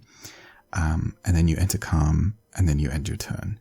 So you don't really get to do anything with those cards until next turn, but you can like set up a good turn in the future. And also you can end your turn in Calm, so you're not going to get like really, really hurt. I don't know that we really want anything that badly. I guess getting pressure points back into our hand is actually pretty great. Potentially we could get 2 pressure points back into our hand. We've got 1, 2, 3 pressure points. Ooh, that is tempting. Follow-up is kind of cool. It's a 1 cost attack that deals 11 damage, and if the card you played before this was an attack, then you get an extra energy. So it's kind of like a free attack. But as I've been saying, we don't really want to do free attacks against the old boss. So I kind of think I might take Meditate just so I can do the pressure point shenanigans. And we've got 38 health, which is not fantastic, but we do have some potions which heal us for 5 hit points. So let's get some dexterity and heal ourselves. And yeah, we're up against the Time Eater, who's currently going to hit us for 26 damage, which is a lot of damage. And then give us some sort of negative effect as well, which I think is probably like, I don't know, frail, weaken, something like that. And yeah, whenever you play 12 cards, he ends your turn and then gains 2 strength. So you might play 6 this turn and 6 next turn, and then he will end it. Or you might play like 10 this turn and then 2 next turn, and then it goes, oh, stop, you're done. And he gets 2 strength. So you gotta be kind of careful. I think miracles are actually really dangerous here because they're counting as card plays. That's not what I was looking for. I was looking for some block, but alas. Lesson learned is completely pointless in this fight because it's the last fight we're ever going to get into with this character, so I guess we may as well just play it right now to exhaust it. Oh, we got another blasphemy. Wow. And then I think we're just going to end our turn because we don't want to... Oh, he never liked us. Oh, he was like a mentor or something, I think. Oh, so we got draw reduction, so we drew 1 less card. Or will we next turn? I don't know. So we got a pressure point, which is good. Let's go wish. Do we want plated armor or strength? That's a really good question.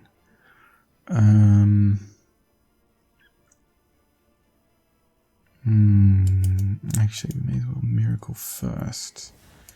Okay. 8 armor every turn, or extra strength. Extra strength is good for vulnerable, it's good for divinity, it's good for wrath. We also have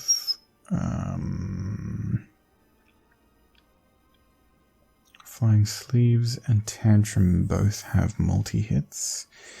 Kind of makes flurry of blows better. Crush joints is better. We're a bit low on health, so I might take the survivability, honestly. Nirvana, whenever you scry, gain 3 block. Yeah, I don't know that that's worth doing. I think we're just going to pressure point him and then end the turn. Okay, he's not doing any damage to us because we've got really good block. He's just blocking himself this turn, so that's fine. I guess we can go into Wrath. Oh yeah, that was nice. That was a lot of damage.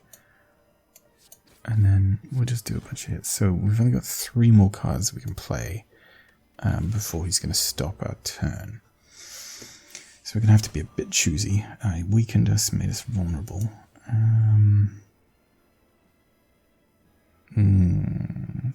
Let's do Tantrum.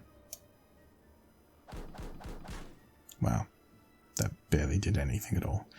Let's do Like Water, and then, oh, I didn't have enough energy. Let's do Vigilance to get out of Wrath and into Calm. Get some more block, and then get more block as well. So we're still going to take damage, but not too much damage. Okay. So we ended our turn, and then did a big hit on us, and he gained some strength as well.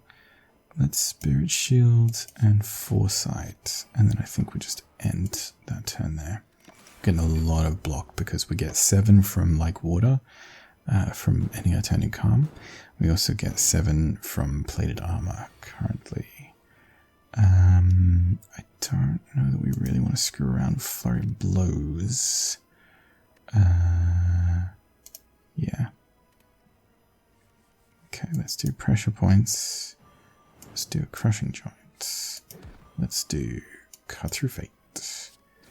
We're going to get another Pressure Points, which is probably a good idea, although we don't actually have the energy for it.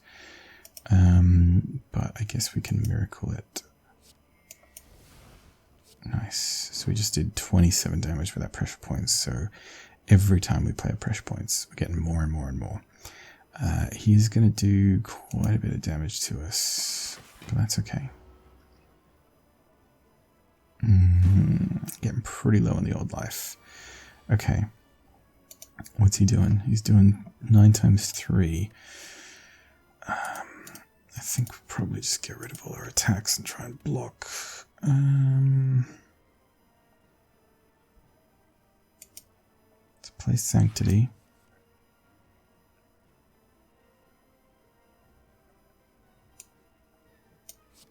Let's do some scrying. Meditate isn't actually fantastic because we're gonna draw too many cards because there's only 3 left in here. Meditate would have been really good this turn, so we could take pressure points and put them back in. I don't think that we really want Meditate then, so we may as well get rid of that.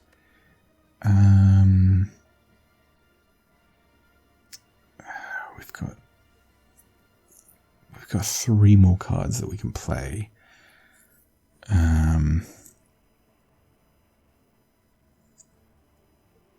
Would we want to do a tantrum and go back to tranquility? Maybe a mental fortress. Oh, I can't play both of them, can I?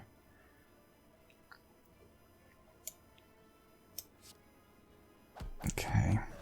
Oh, jeez, we've got all these flurry of blows that we're never going to play. Let's play this and then a tranquility. Oh, he's doing 33 damage. Oh, thank God. I was like, we do not have enough block, but then the cavalry came. Okay, we got a lot of block now. We're getting block when we change. Oh, we could get another tantrum. Do we want another tantrum? Sure.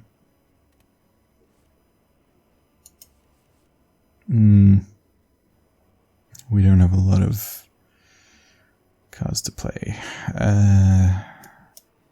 I guess we'll do the old Ratharuni. And then Third Eye can Ragnarok? When's Ragnarok been in our deck? I guess we got it from like an exhaust thing, but wow, I did not anticipate that. So Ragnarok deals 5 damage to a random enemy 5 times, which is pretty good in Wrath. It's really good in Divinity, but 3 energy for it is pretty expensive. Don't think we're really going to want that. Are we in Wrath? We are. Veto Evil's probably pretty good. Third Eye, I don't really think I want. I think we're just going to end our turn there. Really looking for those brush points. Oh, he got rid of them. Oh, you killing me. Oh. He just cleared up all of his statuses, so he's got no marks on him at all. Oh, that hurts my soul. That really hurts. And he's dealing 60 damage to us.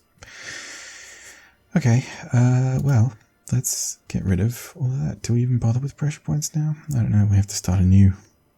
It's a lot of damage to have to do, but I don't know, maybe. Oh, that really hurts my soul. Okay.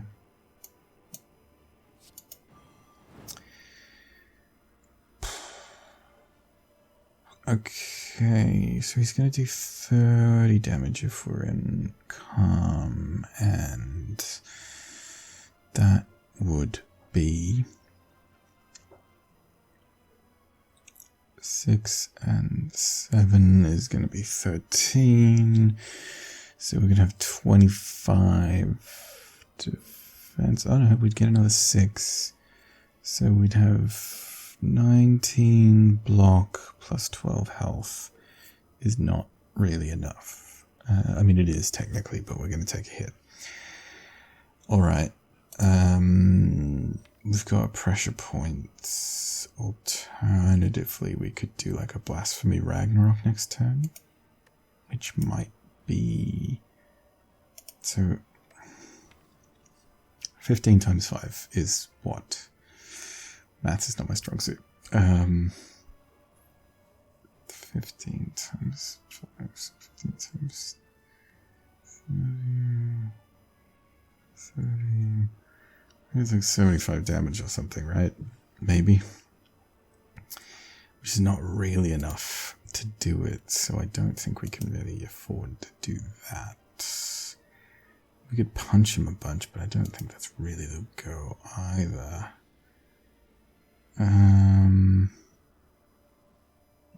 Do I fuck around with, like, energy shenanigans and flipping back and forth? Now we've got more energy, so I actually, like, can defend myself more. Okay, so now we're gonna have 24. It's actually, yeah, okay, we're fine then. So let's do this, and then I guess we can do a scroll.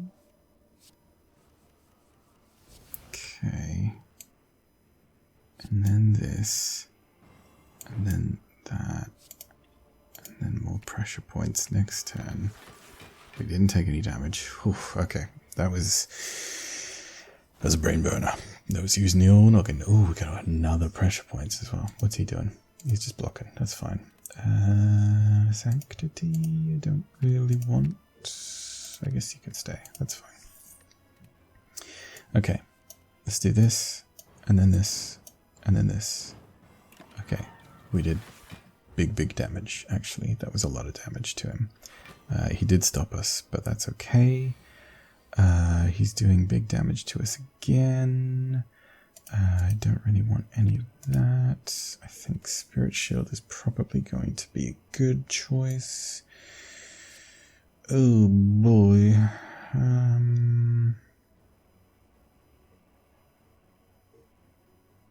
We may just be dead. Oh no, probably not. Because what, we've got like 32, 39.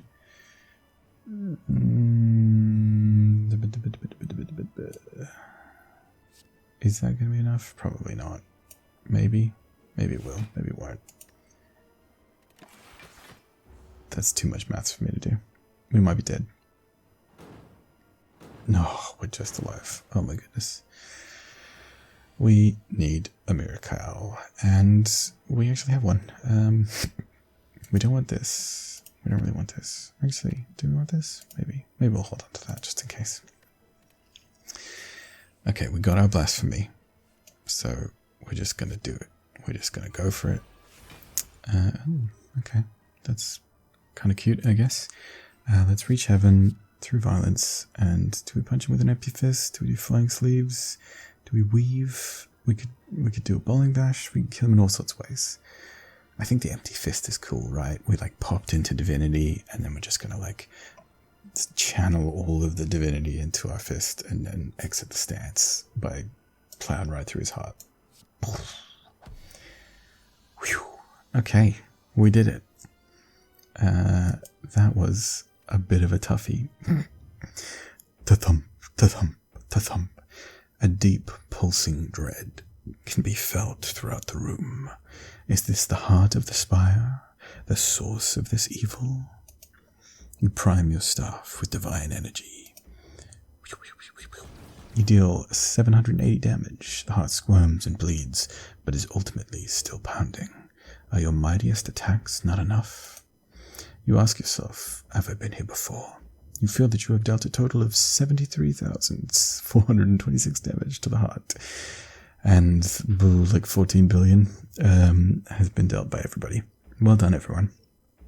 The heart pulses louder and louder as your consciousness fades. Sleep. Victory? Question mark. Look at that. We got perfect. We defeated a boss without taking damage. That was the slime boss. We just absolutely nailed him. Well fed. We increased our maximum health by 15. We got like 7 from here. I don't even remember how else we got them. Oh, we had like a fruit juice thing, and probably we got a little bit from Tiny House. Yeah, sure. Librarian. We had a deck size of at least 35 cards. We had 38 cards in our deck. And money. So we got over 1,000 gold, 1,002. And also we killed 3 bosses, and we killed 2 elites in the city and 2 elites in Act 1. We killed 20 enemies, we climbed 51 floors. We didn't actually kill any elites in Act 3 because they were kind of tough. We survived on 4 hit points. Also, we got Omamori from like the very beginning of the run, right? I think that we got that from Neo. We never encountered a curse. That was a bit of a disappointment, right? That was our starting benefit, and we didn't even get anything out of it. We fought like the big squishy lump of like spaghetti monster guy who sometimes does put curses in your deck, but he never actually put a curse in their deck, so not great. We got like 2 cards from Dreamcatcher, I think. Question card was probably pretty helpful in helping us find more cards. The Vajra giving us strength was pretty cool. Dead Branch actually was like kind of legit. It gave us some interesting cards. I don't think that we used them that much, but it was kind of nice, I guess. The Tiny House, not really fantastic. It really didn't help us much. The Blood Vial gave us a bit of healing, not that much. Lee's Waffle was pretty legit. It helped us out healing-wise. The Horn Cleat was like actually pretty good. We relied on that block a fair few times. The Toy Ornithopter literally saved our life, actually. That full health we would not have had if we had not healed from the potions. So there you go. And the Boot did some good damage and also kind of cost us an upgrade, but you know, easy come, easy go. And Stone Calendar, I think it literally, did we encounter anybody with it other than just the boss? Well, it still did 52 damage to him, I guess. Yeah, that was an interesting run. I don't really know how typical it was. I suppose it was fairly typical for the Watcher. The Watcher's a bit of a grab bag. There's lots of different mechanics. So there's the stance switching stuff. There's like retain shenanigans. There's things that care about what your last card was. Stance switching, scrying, more stance switching, having lots of cards in your hand. Pressure points and drawing cards, scroll and scrying and things, generating cards in combat, divinity, I guess, potentially dying, meditate and things, yeah, some status effects, a bit of card draw, overall a bit of a grab bag. There were a couple of things that we didn't really encounter as the Watcher, but overall, probably a decent introduction to the Watcher. You may not have understood very much because the Watcher is a pretty complex class, but pretty fun as well, I find. Challenging, certainly, and very risky, as you saw. You can have big swingy turns where you're doing huge amounts of damage, and then you take huge amounts of damage, and it's pretty rough. If you play Slay the Spire and you want to play the Watcher, you have to sign up for the beta branch, which you can do in the preferences for Slay the Spire. But yeah, it's definitely an interesting class. I think it's probably like pretty close to being released. It seems like it's been pretty polished. There's a couple of cards that need artwork. There's probably some changes that might be made, but overall, that was, yeah, I think a pretty solid run with the Watcher. And if you would like to play this seed, you can play the exact same run that I played with this seed over here, this little code.